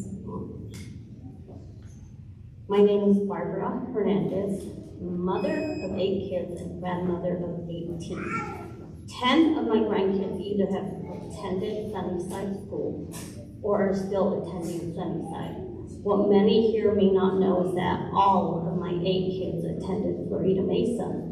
I say this to say that a piece of my heart stands with each school, and I know why each side is fighting for their school to be saved. What was not spoken on by the presenter, and one of my main concerns with this proposal is fairness. Fairness to Sunnyside School. And I have to ask, has the decision already been made to keep Florida Mesa and not keep Sunnyside? If that is the case, is that fair to the teachers and students of Sunnyside? Also, are the teachers of Sunnyside School being given a fair chance to be one of the teachers kept to teach for the combined school in the 2027-2028 school year and the years following, if that does happen? Are both schools' teachers going to be interviewed to have the opportunity for a position in the proposed combined school? And will that decision be made by an unbiased set of interviewers? Or are all of Florida Mesa's teachers being kept, with Sunnyside teachers being required to interview to try to get a position from within the whole school district.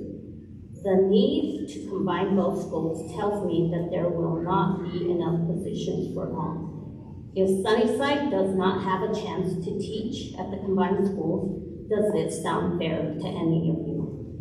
We need to find a better way than negatively and permanently impacting so many students' lives for a temporary fix.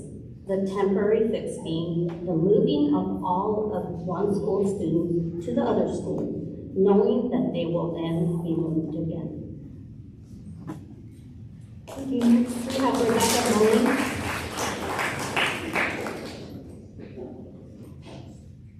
Rebecca Mullen. Welcome, Rebecca. You'll state your first and last name and then have 3 minutes. Rebecca Mullen. Thank you for letting me speak. If Sunnyside closes, our children will not have a realistic pathway to remain in Colorado schools. Our only option to enroll is in the New Mexico school system. We live in Blanco, New Mexico.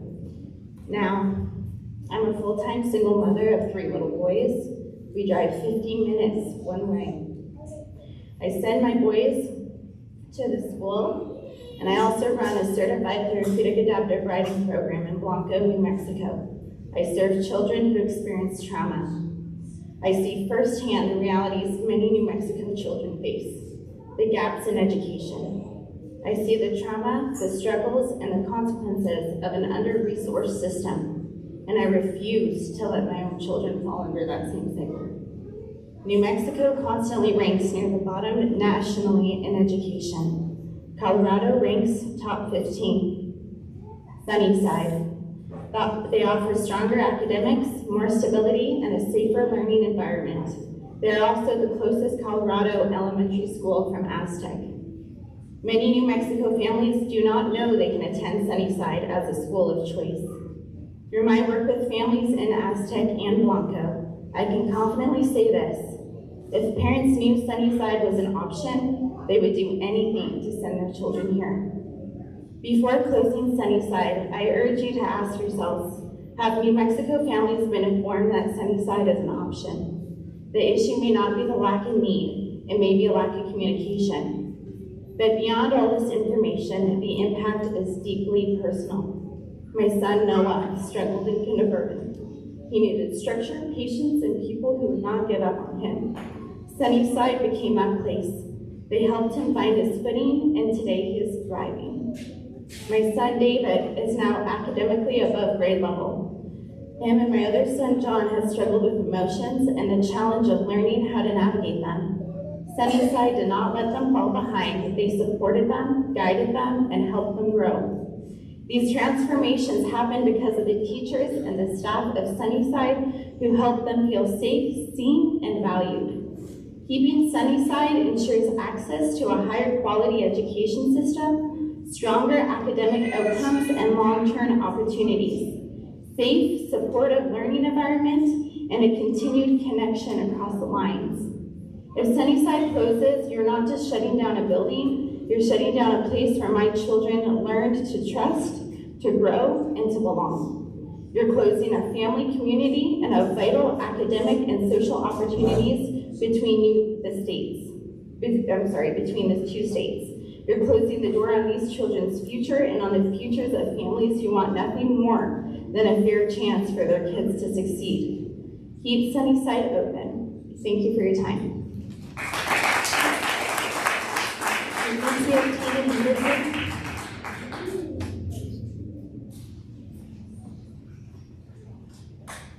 Welcome, Tina. State your first and last name and then you'll have 3 minutes.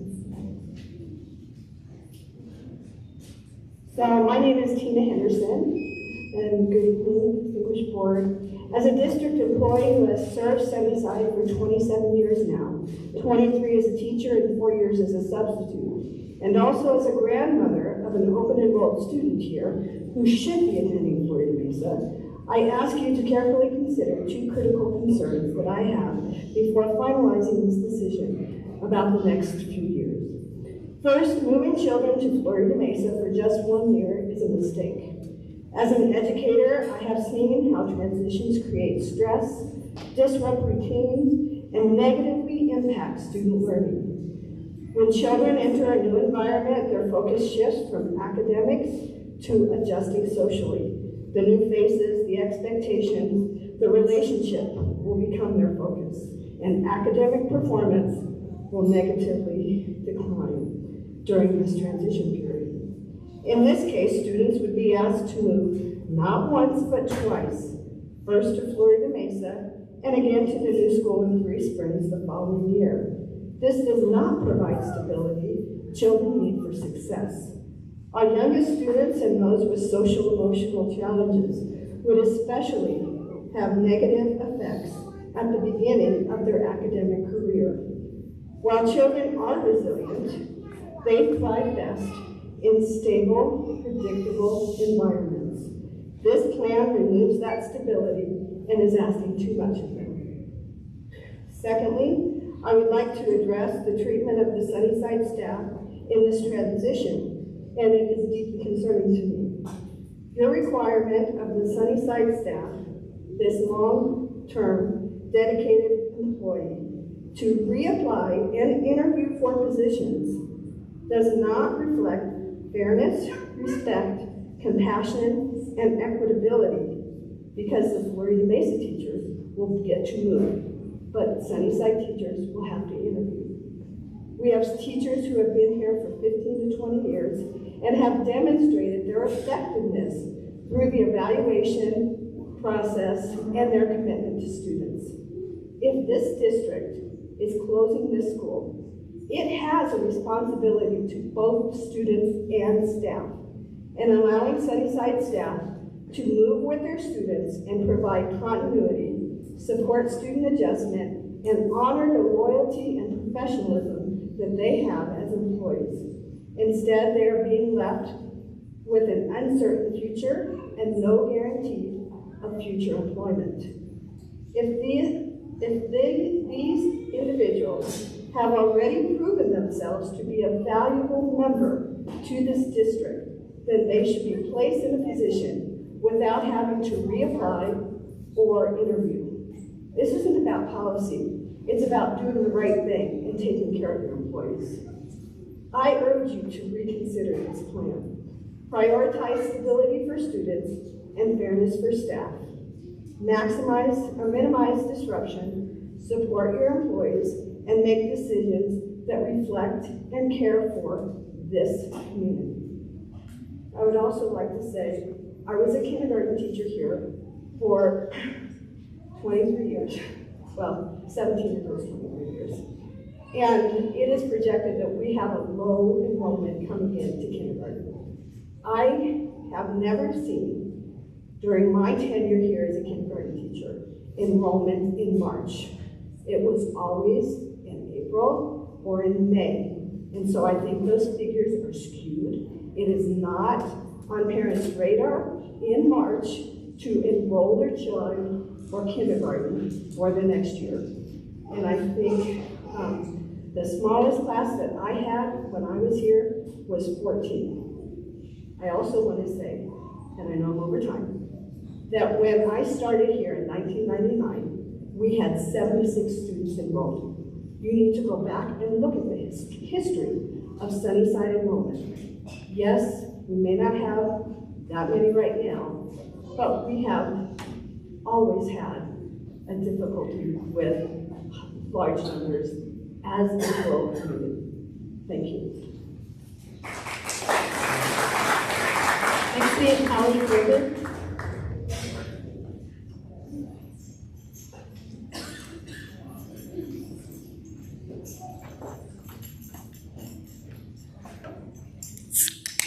My name is Holly Krager, and I'm currently employed as a special education teacher at Sunnyside.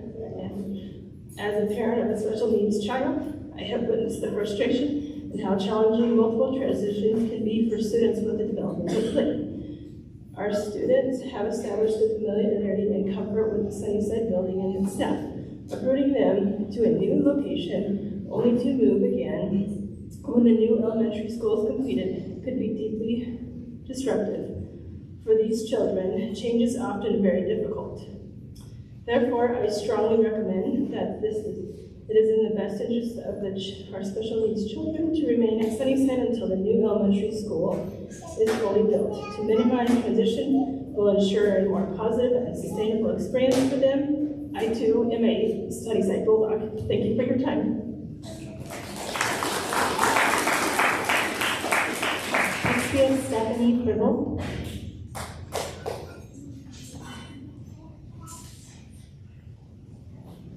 Welcome. State your first and last name. My name is Stephanie Pribble, and I'm a mother to an auntie to 16 nieces and nephews, 10 of which have either gone to Sunnyside or are currently attending. My nephew Dominic's last hours were spent here. Though my boys have never been here, this school means a lot to me. I won't touch on whether or not to close it when the new school is built right now. What I will talk about is whether to close the school prematurely. I'm a teacher at Bayfield Middle School. The financial issues are not unique to any school district. What can be unique is the apparent bias towards prioritizing administration and money over students and teachers. This is my first year teaching, and I'm beyond upset that I have spent half of it seeing the spread of dissent throughout our district directly resulting from finances and seeing good, impactful teachers leave as a result of protecting the interests of people who have very little impact on students' lives, education, and success.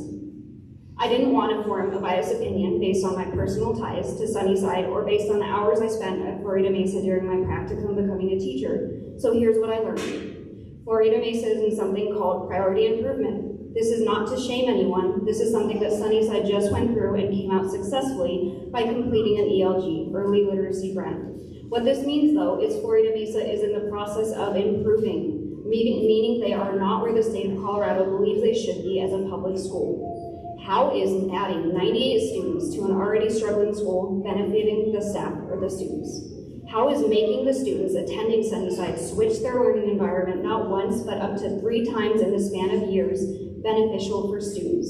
How is overloading already overworked teachers at Florida Mesa by making the class sizes even more unmanageable benefiting them? The National Education Policy Center has compiled various studies and results showing that smaller class sizes around 15 students like the ones at Sunnyside, have immense positive impacts, not just on success that year, but even in graduation rates, college attendance, and STEM career participation. As a teacher, smaller means more support, period. As a mother, if I had a choice between a class size of 4 or 30, I would pick 4 time and time again. Sunnyside has successfully gotten out of priority improvement and is doing better than ever. Florida Mesa is in the midst of this process. Again, no shame. I have spent time at Florida Mesa and can attest to the aptitude of their teachers, but I also know the overwhelming struggle teaching can be, even without increasing class sizes even more. If you want to destabilize these children's lives by making them switch schools twice in the midst of their most formative years, if you want to fire all Sunnyside staff, yes, essentially fire, I'm sorry, but the guarantee of a job for a year is no guarantee of a stable career, if they even get that. If you want to overload already hardworking teachers and staff at Florida Mesa, if you want to emotionally destabilize students at both schools by combining them into an already inadequate and outdated space, paraphrased from teachers at Florida Mesa when I was there, you have that choice. But don't for a second believe it's for the benefit of teachers and students. This is for the money. In other words, to protect jobs of people who make 2 to 3 times what teachers make and don't necessarily have the true interests of students and teachers in mind. Thank you. Kristen Short.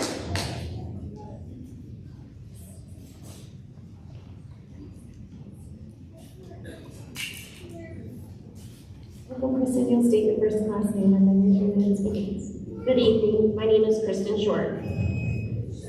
Thank you for taking the time to be here this evening to hear our concerns that the district is trying to consolidate our school, something that I am very opposed to happening. I am a mother of 6 children. It's crazy, but it's crazy good. All of my kiddos have either gone through Sunnyside or are currently here at Sunnyside. I have triplets in 2nd grade, Tracer, Kylie, and Catherine, and I have a kindergarten Keaton also here. I also serve as the treasurer of our PTA. My husband's family actually homesteaded this area back in 1902, and that's a lot of his family members.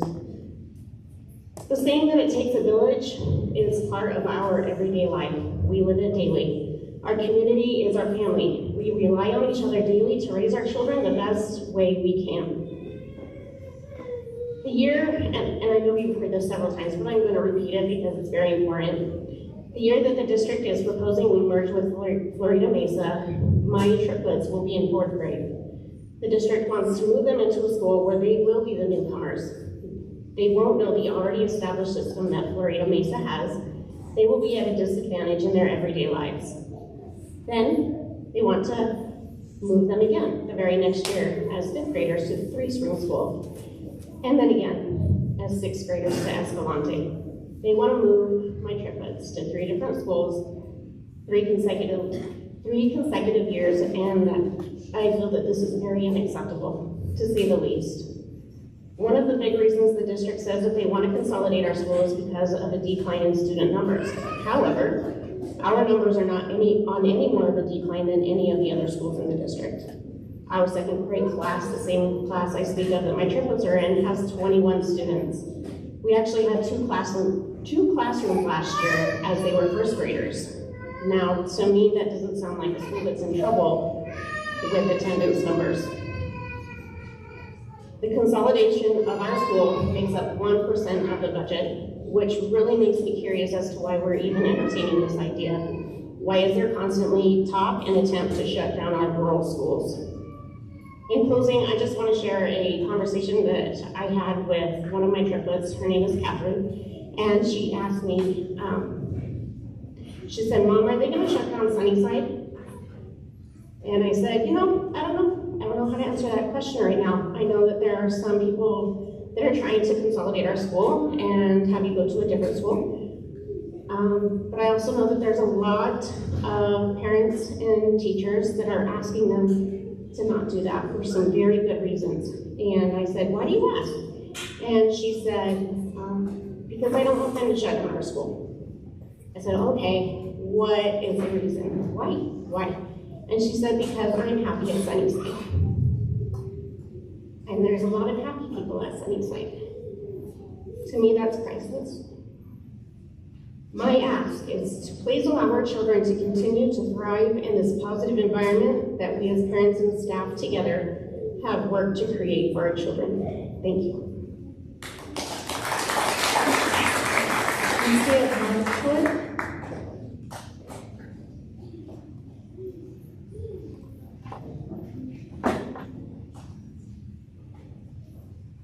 Is Mark Short here? Oh, there you are. You come all the way up. After you state your first and last name, your 3 minutes will begin. Okay. Good evening. My name is Mark Short Jr. I am a 4th generation Sunnyside resident, and I was the 3rd generation to ascend to Sunnyside School. As we had mentioned, that many of our family are in that boat there. My great-grandfather, Albert Short, homesteaded here in 1902, and he helped organize and build the first Sunnyside School. I would invite you all to read the history of Sunnyside School and of Alba. It's posted in the bulletin board in the lunchroom.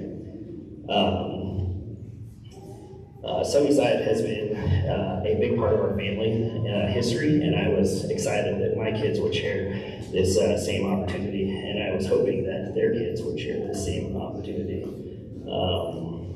Sunnyside is the school that's just down the road for many of us. I'll tell you a little bit of my history with Sunnyside. I started kindergarten here when the school was just the gym, the office, and the kitchen. In my 1st grade year, they added the new wing of classrooms, and we attended 1st grade through 5th grade there.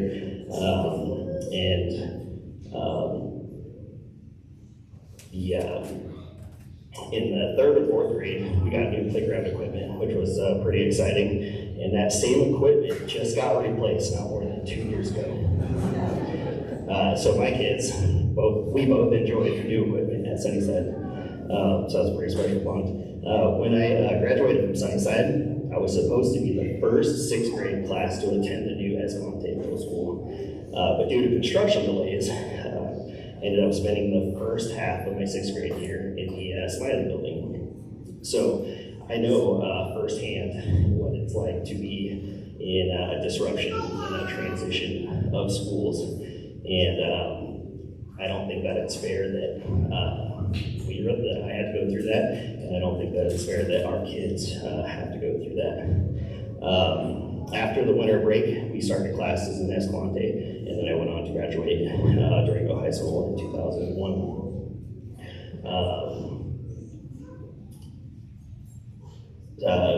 Sunnyside's strength is in the community that supports it. And you've heard many people who haven't been here for generations that feel the impact and the being a part of our close-knit community.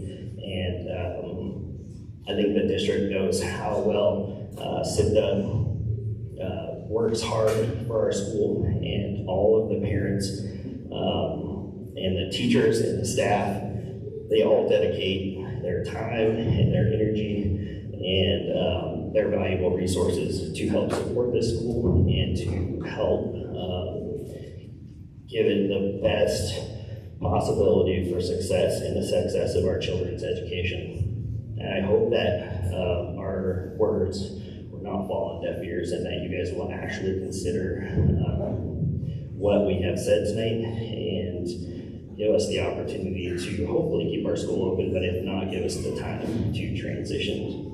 And I thank you and appreciate your time. We do have Tim Esposito.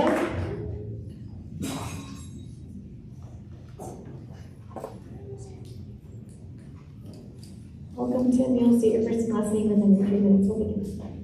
Hi, I'm Tim Esposito, substitute teacher in Durango School District. One of my first assignments at Sunnyside, I attended the library class. In 2023 data shows that 86% of Colorado school libraries are open less than 2 hours after school, and approximately 30% are not open at all. Further, throughout the school day, critically low staff levels at nearly 75% of Colorado schools mean standard aligned instructional library class periods are structurally impossible.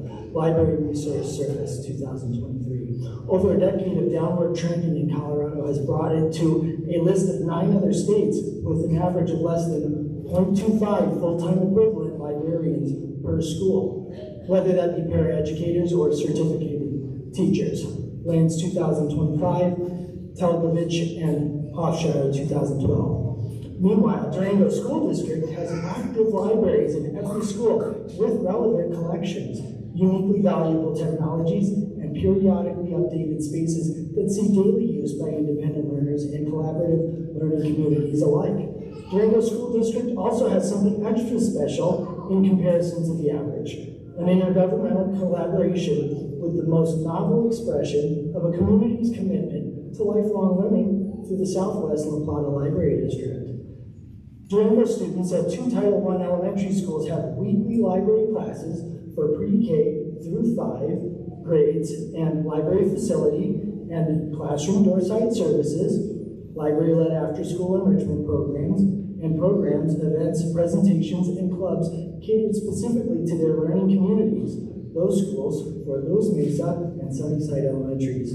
Annually, Sunnyside Elementary students and alumni can count on school and PTA partnership between the library to help facilitate holiday fundraisers, special events, board meeting spaces, set up for fall and spring school photos, tutoring and study space, library-hosted clubs, after-school enrichment program, book browsing, borrowing, and youth readers advisory during and after school hours, regular instructional library classes with an average of 3 librarians assisting, and literacy initiatives. And please remember to join the Sunnyside Elementary Community for Family Literacy Night on May 12th. This year, Sunnyside students utilize library services for 9 standard-based Star Lab lessons, countless books checked out, a school with visitors casino, 17 chess club games, 7 after-school writing club sessions with 5 members, after-school Chromebook use, 6 book baskets for their classrooms curated for specific units,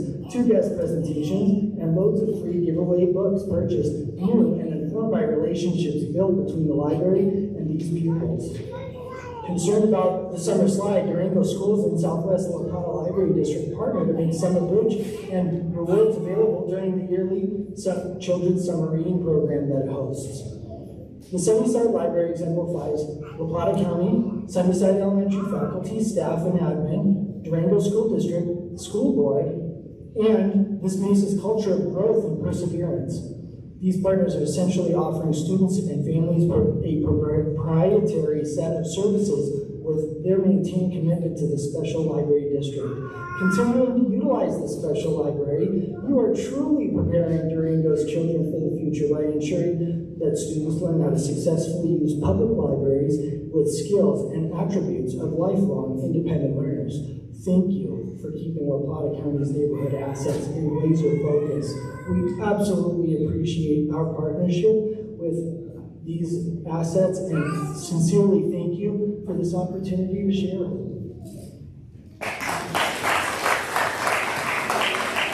Next is Amanda McCown.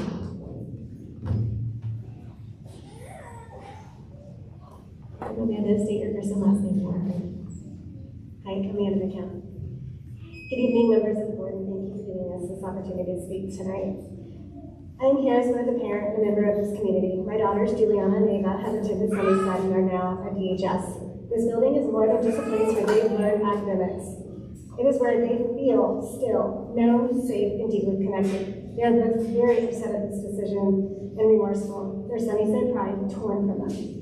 I understand that the concern about low enrollment. I understand that difficult decisions have to be made. But closing the school is just not a logistical change. It's a community loss with long-term consequences. For my family, this school has been something truly special. I've watched staff go far beyond academics to support my daughters as individuals. And Miss Anna learning Juliana's favorite foods and using that to encourage and motivate her to teach. The teachers and staff who have walked alongside students through incredibly difficult moments, like the loss of friends, creating space for them to grieve, to heal, and feel supported. That kind of care doesn't happen everywhere. It happens in places where relationships are strong, where staff know families, and where students are more than just a number. When you close a neighborhood school, you don't just move students, you uproot them. You take away a place where families gather, where relationships are built, and where children feel a sense of belonging. You replace that with longer bus rides, less family involvement, and a disconnect from the community that supports them. We are being told that this is necessary, but we have truly explored every alternative. Other districts face greater challenges with enrollment, yet they find ways to adapt. They think creatively. They prioritize keeping schools open because they understand that small schools can be a strength, not a weakness. Why can't we do the same? We have the opportunity to innovate rather than eliminate. There are proven approaches that maintain access to education while preserving community integrity. Yes, we may have the ability to bus students farther away, but just because we can does not mean we should. We have to ask ourselves, is it truly in the best interest of our children to spend more time in transit, to feel like outsiders in a new environment, and to lose the close-knit support system they currently have? This decision is about more than numbers on a spreadsheet. It's about children. It's about families. It's about identity of our community. I am a Durango local. Our schools have always fluctuated in enrollment. I was impacted by the closure of Mason Elementary. I was also constantly threatened by the closure of Fort Lewis Mason when I was moved out there. My classmates and I thrived in our 4 or 5 combos, created lifelong friendships, and still love my teachers dearly to this day. My daughters have very close friends, and her small class peers. Juliana is going to be a teacher because of this school and the teachers sitting in this audience tonight. My daughters have constant support from Miss Annie, Malia, and so many other staff members from Sunnyside, encouraging them throughout their lives. That started here at Sunnyside, the very reason we moved 2 roads down from Durango, Colorado from Tampa, Florida. I urge you to pause before making a permanent decision of closing the school. Engage with these families more. Explore creative solutions. Look at models that are working in other districts. Give this school a chance to adapt rather than disappear. Because once a school is closed, it rarely comes back. But that impact of the closure lasts for generations. Please choose creativity over closure. Choose our community over convenience. Choose what is truly in the best interest of our children.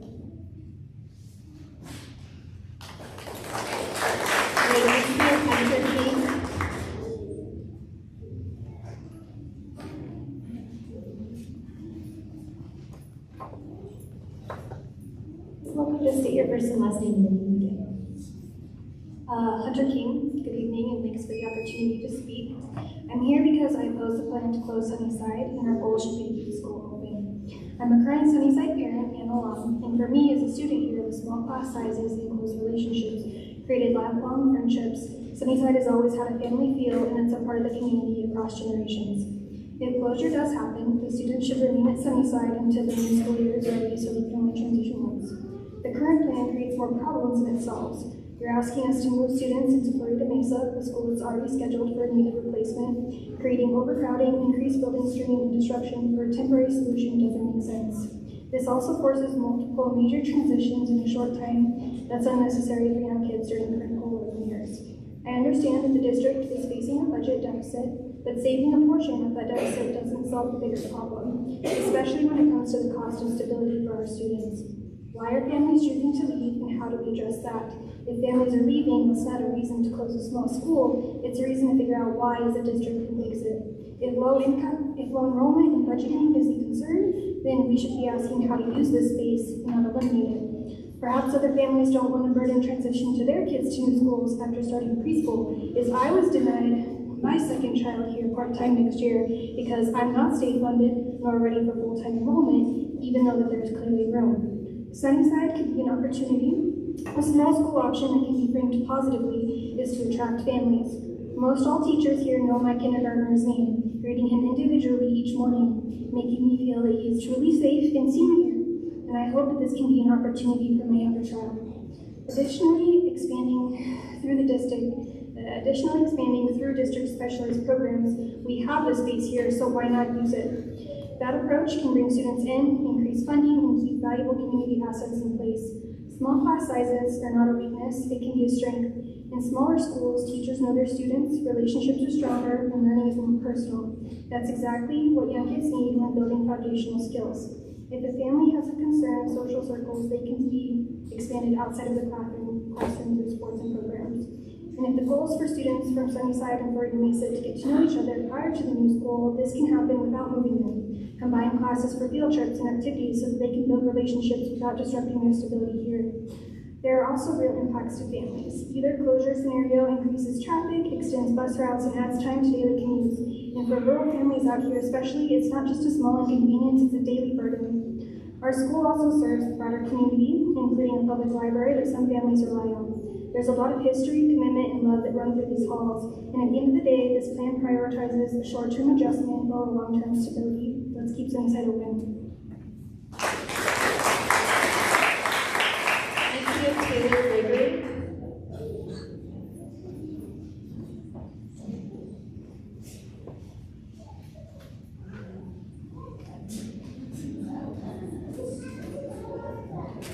Welcome, Taylor. State your first and last name, then you'll have 3 minutes. Hello, everybody. My name is Taylor Gregory. I'm here to chat a little about why we should look at the opportunity as to why Sunnyside should continue on. My family's been a part of Sunnyside for a million years. My dad, uncle, cousins, sister, best friends, and although that story isn't enough to turn everyone's heads today, I want you to hear this one. Sunnyside planning is about community, love, and support. To me, it was my kindergarten teacher who, although lived close by and is in this room today, took time out of her morning to pick me and my sister up and help take us to school just to lend a helping hand to a single mom. My first grade teacher kept me and my sister after school and took us to dance that evening because her daughter danced at the same company. It's a teacher that I never even had the privilege of being in his class, still to this day telling me happy birthday because he knew my family well from teaching my sister. My most favorite, that my friends and my sister's friends can still remember, is Miss Austin's Haley Post story on Halloween, or when she recognized me and my sister and her husband at the Bardi last summer after not seeing us since we ourselves were at Sunnyside. By definition, community means a group of people that live in the same place or have a particular characteristic in common. I moved from Sunnyside in 4th grade, and the community, love, and support to me meant for that principal to allow me to come to Sunnyside's last day of school, Riverwalk, although I was not a student any longer, because they knew how much that day meant to us kids. Community is still prevalent today. I see it in the smiling faces as I pick up my nephews from school as they say their 100 goodbyes, or when each mom and dad bring toys and coloring books to help keep my small kids busy so I can run practice here in this gym. My nephew's friends hugging on my babies and them becoming not only one of the Sunnyside Bulldog basketball team members, but the family the small school brings. I cannot imagine a day where my kids won't get to make their own Sunnyside memories. The love, the laughter, and the family you feel when you walk through these front doors encompasses so much more than just a small school in the Mesa. The small school's love and memories are going to last for many more years. Thank you, Sunnyside, for what you've given me and my family. I cannot wait to get back to the gym and continue to make more memories with all of my crew.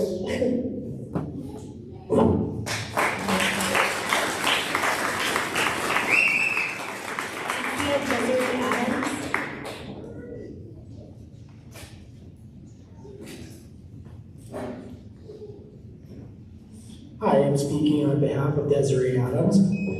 My name is Desiree Adams. I'm a parent of a student here with 2 younger children who are expected to attend in the coming years.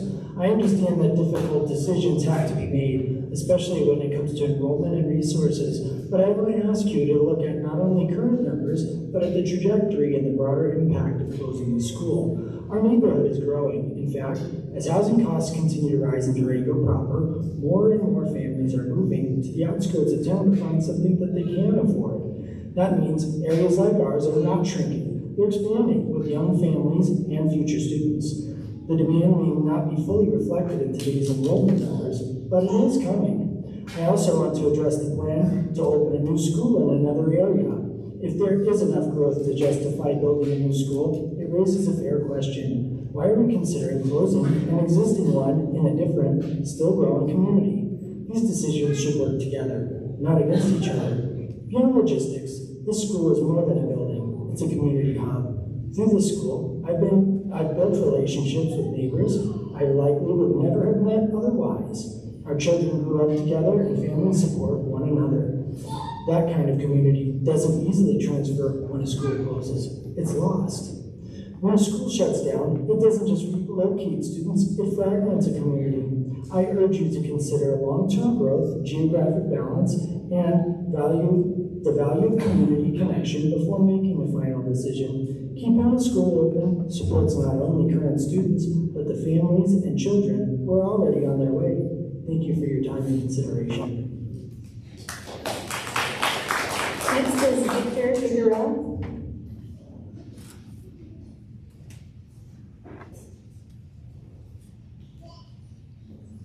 Welcome, Victor. You'll state your first and last name and then 3 minutes. Hello, my name is Victor Figueroa. Good evening, members of the Durango School Board, our superintendent, our staff and families, and our community. I'm here tonight not just as a person, as one person, but as someone who has been in education from many different sides. I've spent 13 years as a teacher, served as a principal right here at Sunnyside Elementary, worked as a director of special education, an assistant superintendent, and even a school board member in the Memphis School District. I am currently the interim principal here at Sunnyside. And through every one of these roles, I've learned something important. Every decision we make in education matters. Most of the time, those decisions are meant to help students, and they do. But sometimes, even with intentions, with good intentions, the impact can hurt the very students we're trying to serve. So as you consider the decisions that lie ahead of you, I ask you to pause for just a moment. Look around this room. Look at the faces of the students who are here tonight. Look at the families who have built their lives around this school. Look at the teachers and staff who have poured everything they have into the kids every day. The decisions you make don't just affect budgets or buildings. It affects people. It affects students, not just this year, but years from now. It affects families long after any of us step away from our positions. Sunnyside Elementary is not just another school. It offers something that has become harder and harder to find. True individualized learning. Here, we don't just know our students' names. We know their stories. We know their history. We know their siblings. We know their parents. And we often know their grandparents. I think you've heard that from some of our families tonight. These kinds of connections are unique these days. These connections are what help students and families want to be at Sunnyside, where they feel safe, supported, and ready to learn. And when we talk about the future of Sunnyside, we're not just talking about relocating students. We're talking about losing a place where generations of families have come through our doors, and not only have they succeeded, they thrived. My kids, 2 kids came here. My kids are in college, doing fantastically well. Certainly, the foundation that Durango has played an intricate role in that. I understand that budgets are real. I understand that difficult choices have to be made. But I hope we have turned every rock over before considering the fate of Sunnyside. And I hope the board ensures that that happens. Because once a school like this is gone, you don't come back. It won't come back. Lastly, please remember the difficult decisions you have ahead of you will not only impact the students that attend our school this year, but also the many generations to come and the entire Sunnyside community that supports and centers around this school. Thank you for all the time, and thank you for taking the time to listen to our community, and thank you for the many volunteer hours you spent guiding this school district.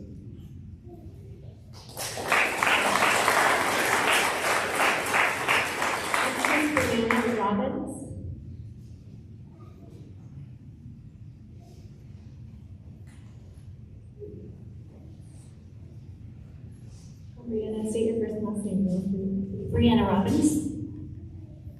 Thanks for meeting with us this afternoon. My family located here from Arizona this past summer. We were looking for a better education for our 2 children. Arizona ranks in the 48th lower tier percentile for education. Durango, obviously, Colorado not. So that's why we moved here, was for education for our children.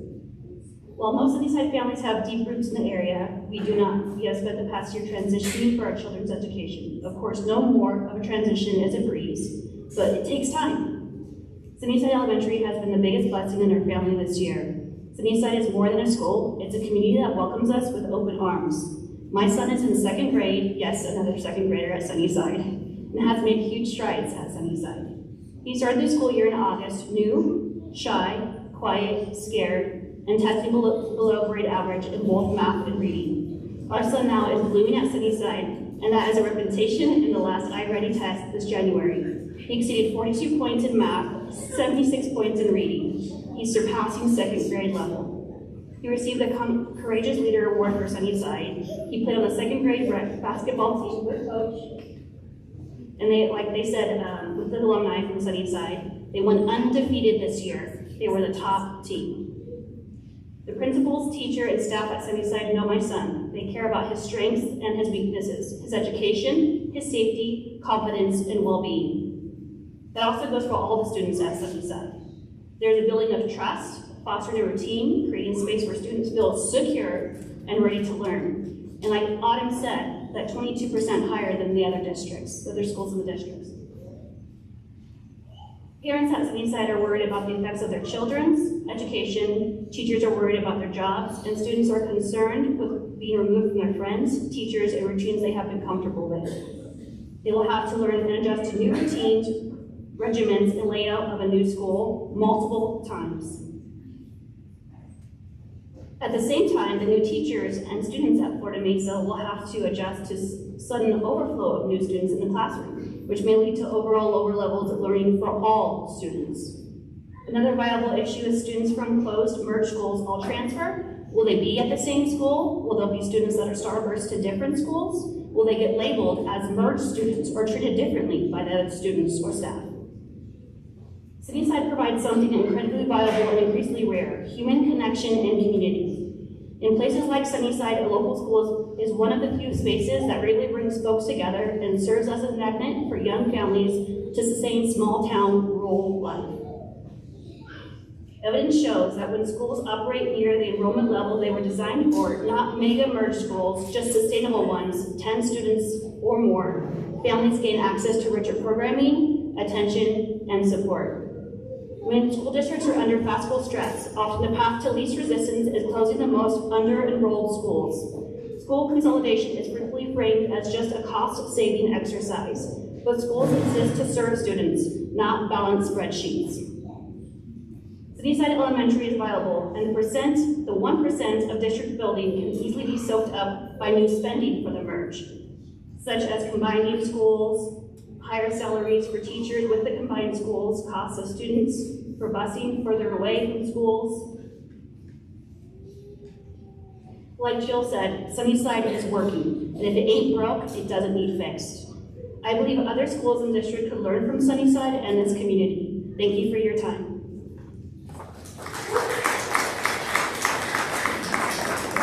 Next we have Ariel Morales. Sorry if I mispronounced your name. Welcome, thank you for being a confident communicator, and you can restate your name and once again. My name is Ariel Morales, and I just moved here maybe like just a year ago, and I was worried that I would be under level with other kids. I would be less smarter because they might have known more than I would have known. And if we're having kids move 2 or 3 times, they're going to experience that all in less than a couple of years. And that can provide a bunch of stress for our kids. And they, third, second graders, even first graders, don't know how to handle that. How do we expect them to handle that if I could barely handle that when I was in the 4th grade? When the little kids who don't know any better, the kids who still run around in the playground and yell, to experience like confusion and helplessness between classmates they've never met, and for multiple years. And even the 3rd graders or 2nd graders going to middle school won't be able to comprehend this either. This will be a difficult time for them, and I believe that they should be able to at least stay in this school for around a couple more years before they're able to continue on and go to spring to the new school instead of going straight to Florida Mesa. As others said, Florida Mesa isn't fully developed yet either, so why are we going to send other kids there to stress the other teachers? The kids who are also going to be panicked, put more weight on teachers, and the teachers won't be able to handle all that stress of stressed kids and kids who have to make friends with around 100 other kids. That won't be easy for them or the teachers. And they all have to go to one school together, and the Florida Mesa kids don't know what's going to go on, neither are the Sunnyside kids. Half of them aren't processing what's being said right now, and they're in a state of confusion. They don't know what's going to go on in the next couple of years. They're going to be worried. They're not going to like be comfortable around teachers that they don't know yet. And a bunch of kids haven't even fully developed onto this school yet. So why are we going to expect them to develop onto other schools besides this one? That's all I have to say.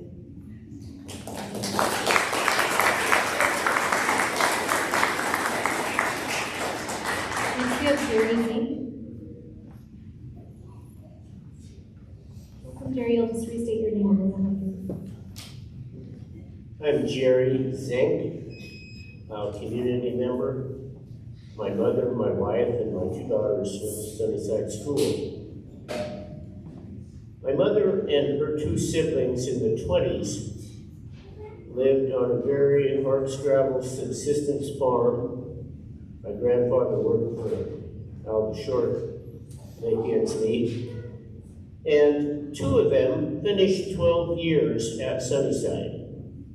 My mother decided she needed to go to town. Durango High School was brand new and had a whole lot of things to offer. Did that work out better for her? I'm not sure. She was away from the family. She had to work as a domestic servant, live in a home there because transportation wouldn't allow her to go back and forth. But the important thing was the district allowed some flexibility. And they still do. And to me, that is a really important thing, and I appreciate that you do allow as much flexibility as you can, taking the needs of the students in mind. I went to school at Riverview. I entered when it was brand new, 6-room school, 25 kids in every class. It was fabulous. I went to Miller Junior High when it was only 2 years old. There I met my wife Karen, who came from Sunnyside. Her class size was 8. She had a lot harder time than I did. I know that. Demographics can really play, demographers can play a lot of games. And it's really important to look deeply into the studies that are being done. When I moved here in 1978, Sunnyside was hanging by a thread. Days were numbered. They didn't have a principal. They had 2 rooms. They had one large cafeteria, gym, library, whatever, room. And Dun & Griffin Associates, a local planning firm, looked around at the county where the subdivisions were, where the lots were being sold, houses being built, and said, Sunnyside ain't gonna make it. North County is where we need to do the next school. Sunnyside needs to get folded into Florida Mesa. They already spent quite a bit of time back and forth to get services that were at Florida Mesa. I decided to run for the school board. You're obviously a lot better qualified than I because I got very few votes. So congratulations for that, and thanks for your wisdom and your efforts. We went out and went door to door in the whole district, counted noses from 6 years old on down. Discovered there were a lot of kids here. Even though there were homes being built in the North County, a lot of those sat empty, or they were wealthy people without kids to raise. And so clearly, we have the kids here. And it really took going door to door as volunteers to count them up to justify the expansions that have happened in this school. And I feel good about it. I think we did a good job. I think we created a great opportunity and remained the focus for a very vibrant community. I understand that may not be the situation now, but do look very carefully at population, and economics and different parts of the county. Just because there's a home there doesn't mean there's kids. I was on the committee the volunteer committee, facility advisory committee that decided to recommend purchasing the Baker Lane property where Escalante eventually was built. We took a lot of heat for that, but the school board did follow our recommendation, and I feel very good about what happened as a result. Yes, there was some displacement. People moved around the district, maybe against their will, but through the history of Escalante, I think that it was an excellent decision. I think it was an excellent place to put a school. And I worried about what would happen with the Smiley property. And I've got a lot of confidence that turned out to be a very good story as well. It's a community center that I think is very long on public good for that neighborhood. So what would happen with this school, then that question is raised. If this is no longer a school. Historically, this is an agricultural community. When my mother and her siblings and the Shorts were here in the 20s, 95% of the people in school came from a family that was supported by agriculture. That's no longer the case. I really like the sound of having an agricultural facility here in the future. I'm involved in 3 businesses now that are all named Sunnyside. Sunnyside Farms, Sunnyside Meats, and Sunnyside Farms Market. So I'm betting on agriculture. On the other hand, the number of people that can make a living in agriculture, unfortunately, in this resort community, is still shrinking. So, should we invest in a vocational school centered around agriculture? I hope so. But it's something that I really appreciate the superintendent bringing up and mentioning. I know it's not the school board's responsibility to decide what the future is, but it is an important factor in the decision by the community. Jerry, we're a little over time, so if we could get your final thoughts. The Gallagher Amendment in 1982 is the biggest problem we've got. Resort communities and the resort state attract people who spend expensive houses and raise land prices and the cost of living. But since the residential assessment rate is down to 7% compared to 29% for other things, there isn't much money for the schools. So that's the thing we've got to fix. Thank you. Thank you. Next we have Jerry Campbell.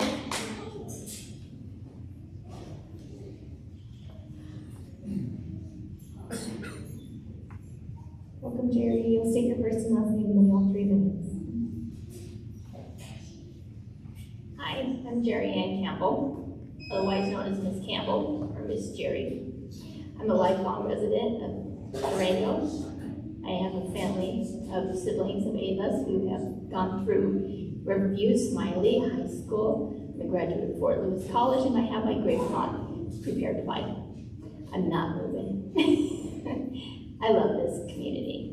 I love this school. I knew at the age of 5 I was going to be a teacher because I made my brothers listen to me. I don't have a problem speaking, I have a problem stopping. I have a preschool teacher out here for 16 years. I've been out at Sunnyside for 28 years. I've subbed in this district for 26, or been in the district for 26 years as a sub, a para, or a teacher. I have found my second home here. It's not just a school. I stop and think every day as I drive through here, and the echoes of my 2 children that say, Mom, why didn't you send us to Sunnyside where all the smart kids come from? I will let you know, for 2 years they held that grudge against me. I didn't even realize I could move to them over to Sunnyside from Florida Mesa. I drive through this community and I see the heart of this community, the history of the families of the farmers and the agriculture. And I wonder, what are these students in town missing? How are they not being exposed to the reality of being agile thinkers, problem solvers, community and empathetic learners? How are they not learning how to be leaders as students in a small school must? I teach my preschoolers that it's not to come to the teacher for help, but to turn to their friends when they have fallen, of course under a watchful eye. But there is nothing more rewarding when you see 3, 4, and 5-year-olds running to their friend to help them up off the ground. One running to the freezer to go get an ice pack, which sometimes ends up being a smoothie that's frozen. Wash rags, tissues, trash cans, chairs, all to come out to teach and show these POGs that we are teaching our students. I think these small students, or these small communities, are already teaching those POGs. It doesn't need to be written in our curriculum. We are those POGs. They live these POGs daily. My concern, again, is what is the large schools missing? Are they having a one-on-one? Are they making friendships? I've been out this school and I have survived and made it through 6, maybe 7 principals. And then we strive. We strive because the teachers here are teams. They're not just a teacher, they're a family. They come out here and they are here for each other. Through the thick and the thin, through the loss of 5 of our students, we survived. We made sure our students have everything that they need. There's everything from a potty break to extra support to parents seeking help for what they need for their families. You have heard everything that I was going to speak about, and I found you know it.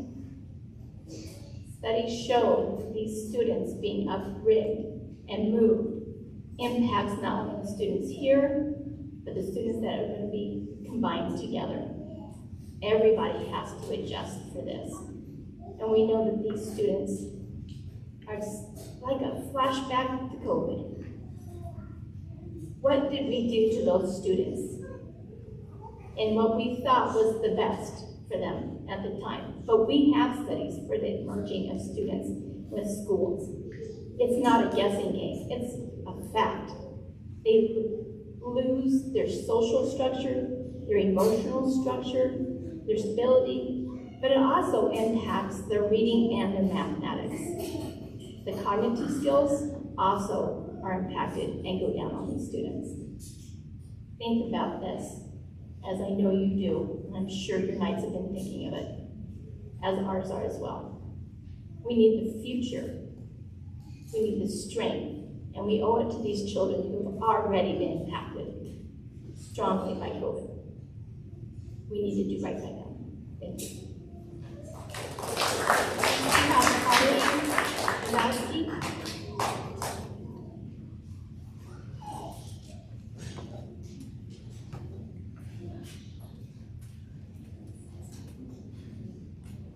Welcome, Holly. Say your first and last name, and then you'll have 3 minutes.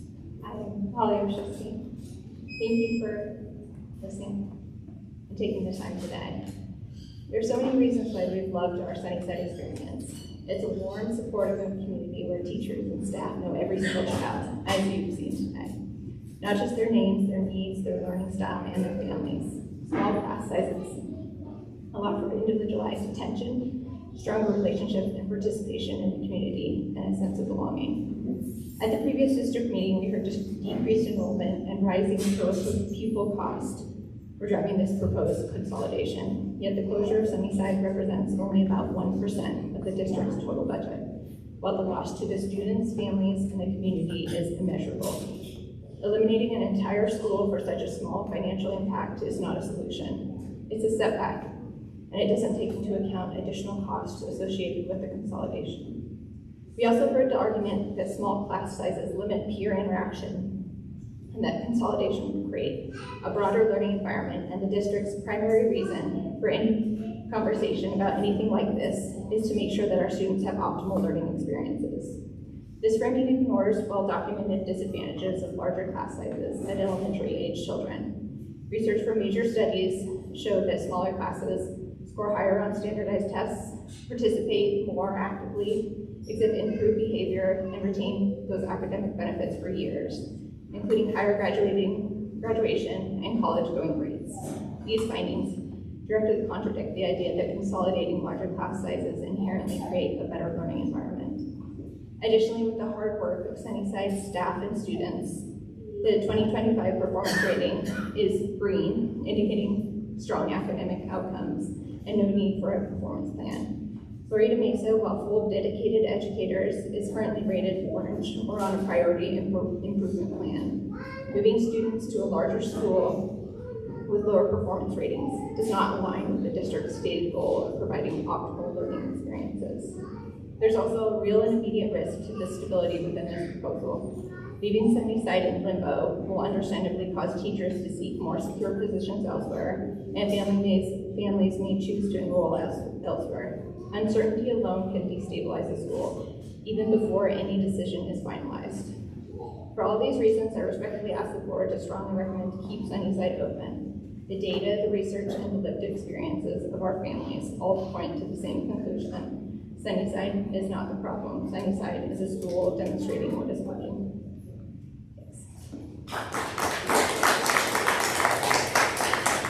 Next we have Adriana Burris.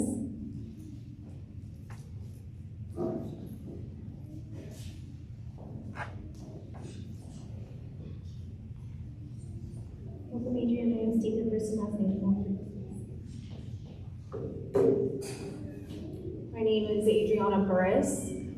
My son, Luke Burris, is a preschooler who will also be a preschooler next year, along with his brother. I have 3 sons, all under 5 years old. And I also have a 12-year-old daughter. My God has blessed me with sons who are not GT, but both have IEPs and developmental delays. They are full of love and courage and strength. And many personal stories here have been shared. And if only one of those had been, it would have been reason enough to abandon this proposal. The amount of growth in personal development that I've seen in my son is something that has surpassed my imagination.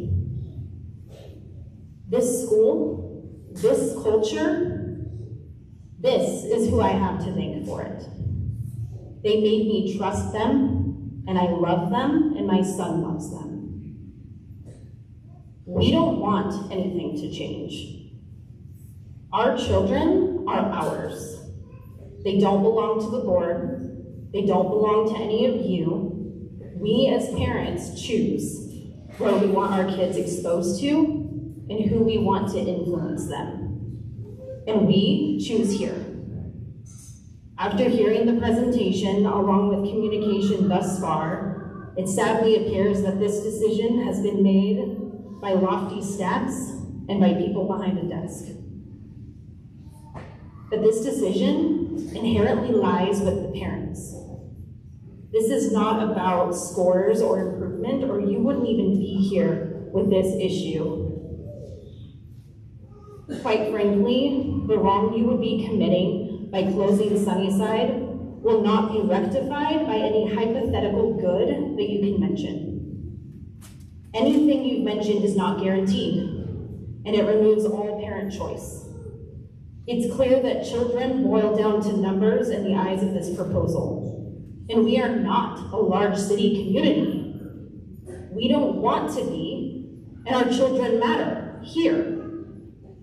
The turnout tonight should make it clear how this community, the one who lives here, loves here, and learns here, stands.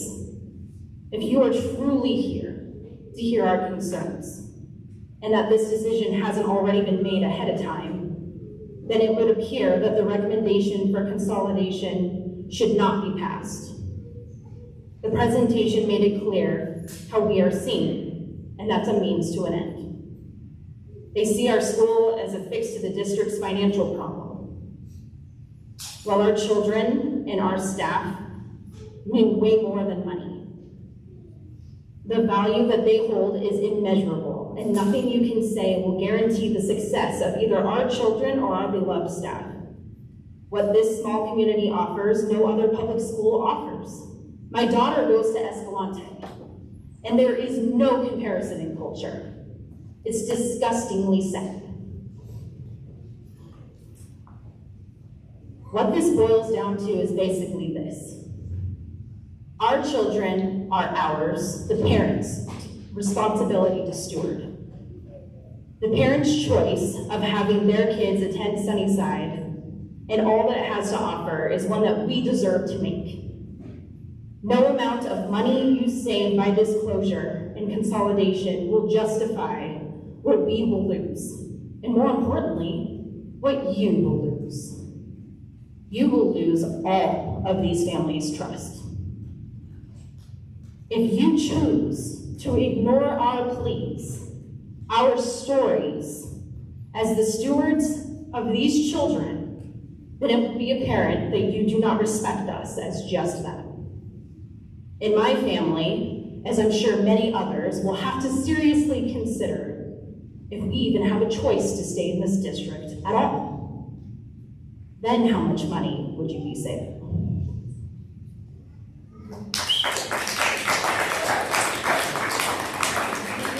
April Benelli.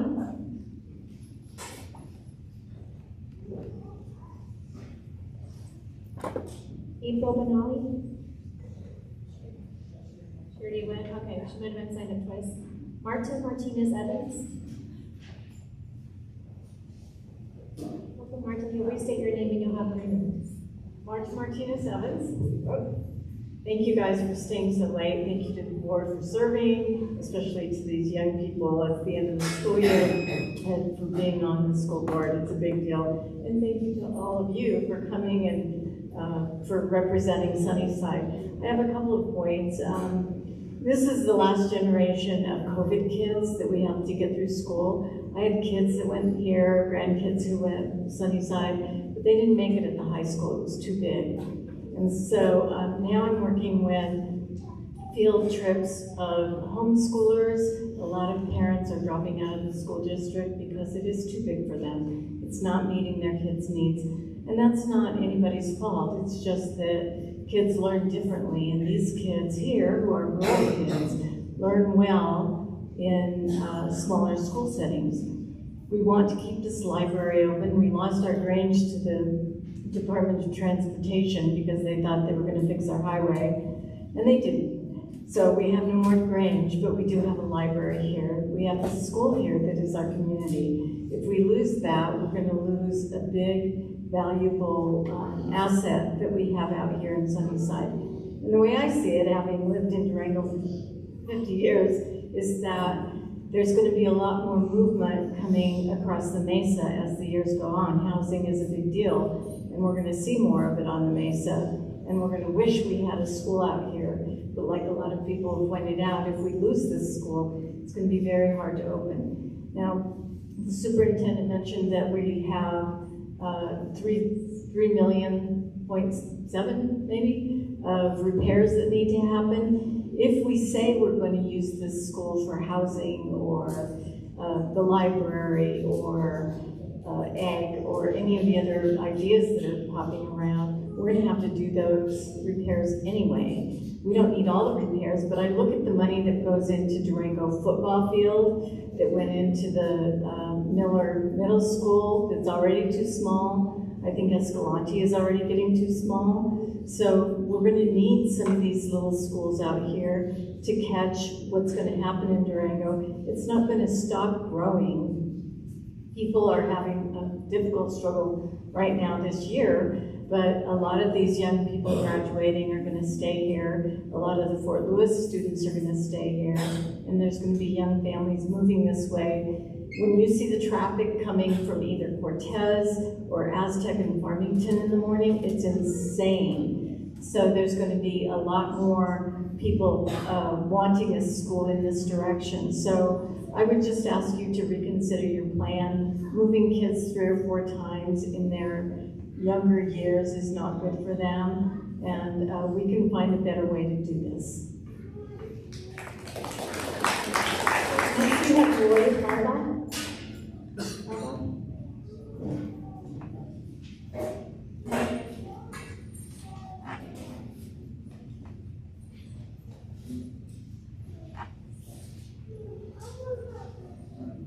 Welcome, Roy. You'll just restate your name in all 3 minutes. Good evening. My name is Roy Horvath. To give you a little bit of background, I've lived the majority of my life at Breed. I went to Fort West Mesa, grade school, Miller Middle School, and the high school. My mom, her father and his brothers homesteaded out there. My mom was a teacher in a one-room schoolhouse.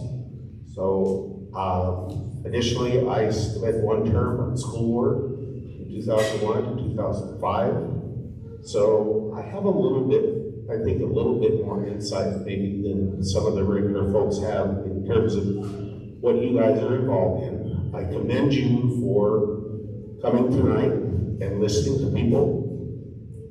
I would point out that based on what I've heard nothing that supports your proposal coming from the public. So to go back and quote a friendly old movie, I think what we have here is a failure to communicate. And I know that the board, there used to be 7 members on the board, that's 5, the districts are bigger.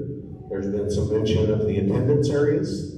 One of the things that we had a lot of time spent on when I was on the board was finding those attendance areas in the aftermath of the passage of the $83.5 million bond issue, which addressed improvements at all of the buildings in the district. And one of the reasons for establishing those attendance areas and establishing the policy for kids to attend within those defined attendance areas was to maintain a consistent number of students going into the 2 middle schools, so that the middle school teams didn't need to be recomposed very frequently. There's been 2 people that have spoken tonight, and it seems based on those 2 people's experiences, the attendance area boundary policy is being, at the very best, inconsistently implemented.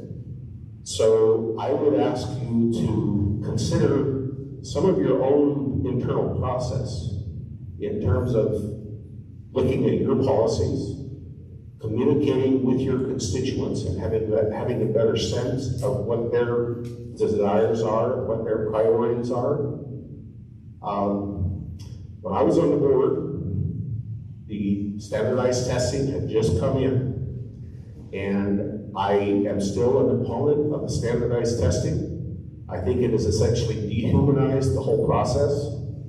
You do not address individual potential and individual growth and individual problems when you aggregate test scores and use that as a measure of your success.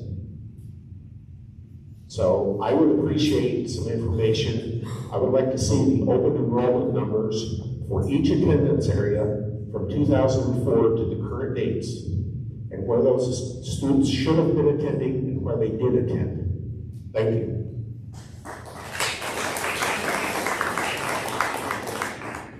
Next we have Patty Johnson. Patty, say your first and last name, you'll. Hello, my name is Patty Johnson. I currently work at the Sunnyside Library, and prior to that was a Durango School District substitute for over 10 years. including many assignments at Sunnyside.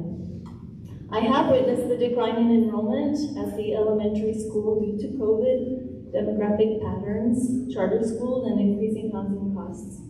I understand that supporting our small rural school may become financially unsustainable in the future.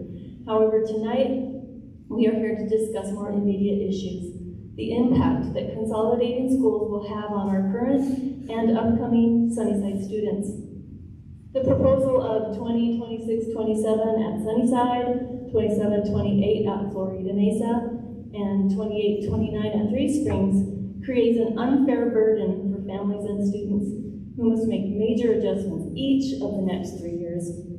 These adjustments include transportation, after-school care, increased travel time, and disrupted social and academic routines.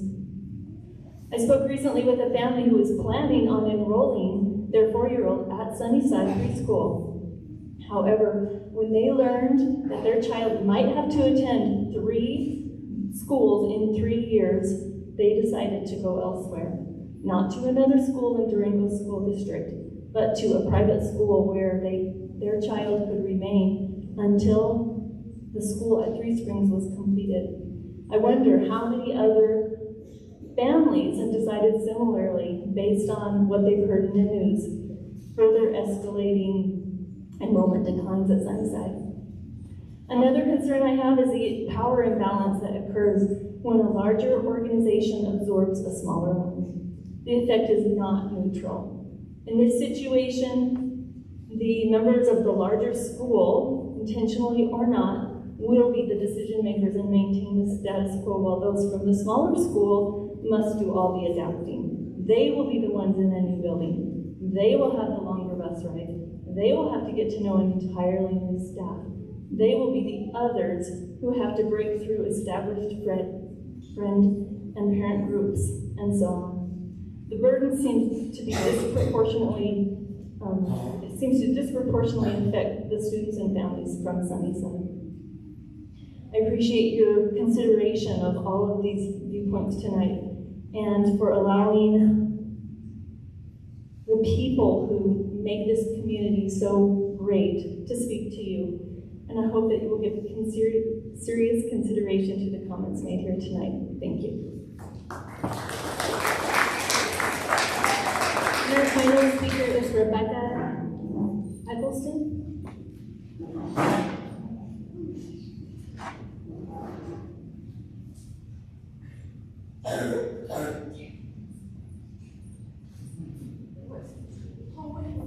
Welcome, Rebecca. Just state your first and last name and then.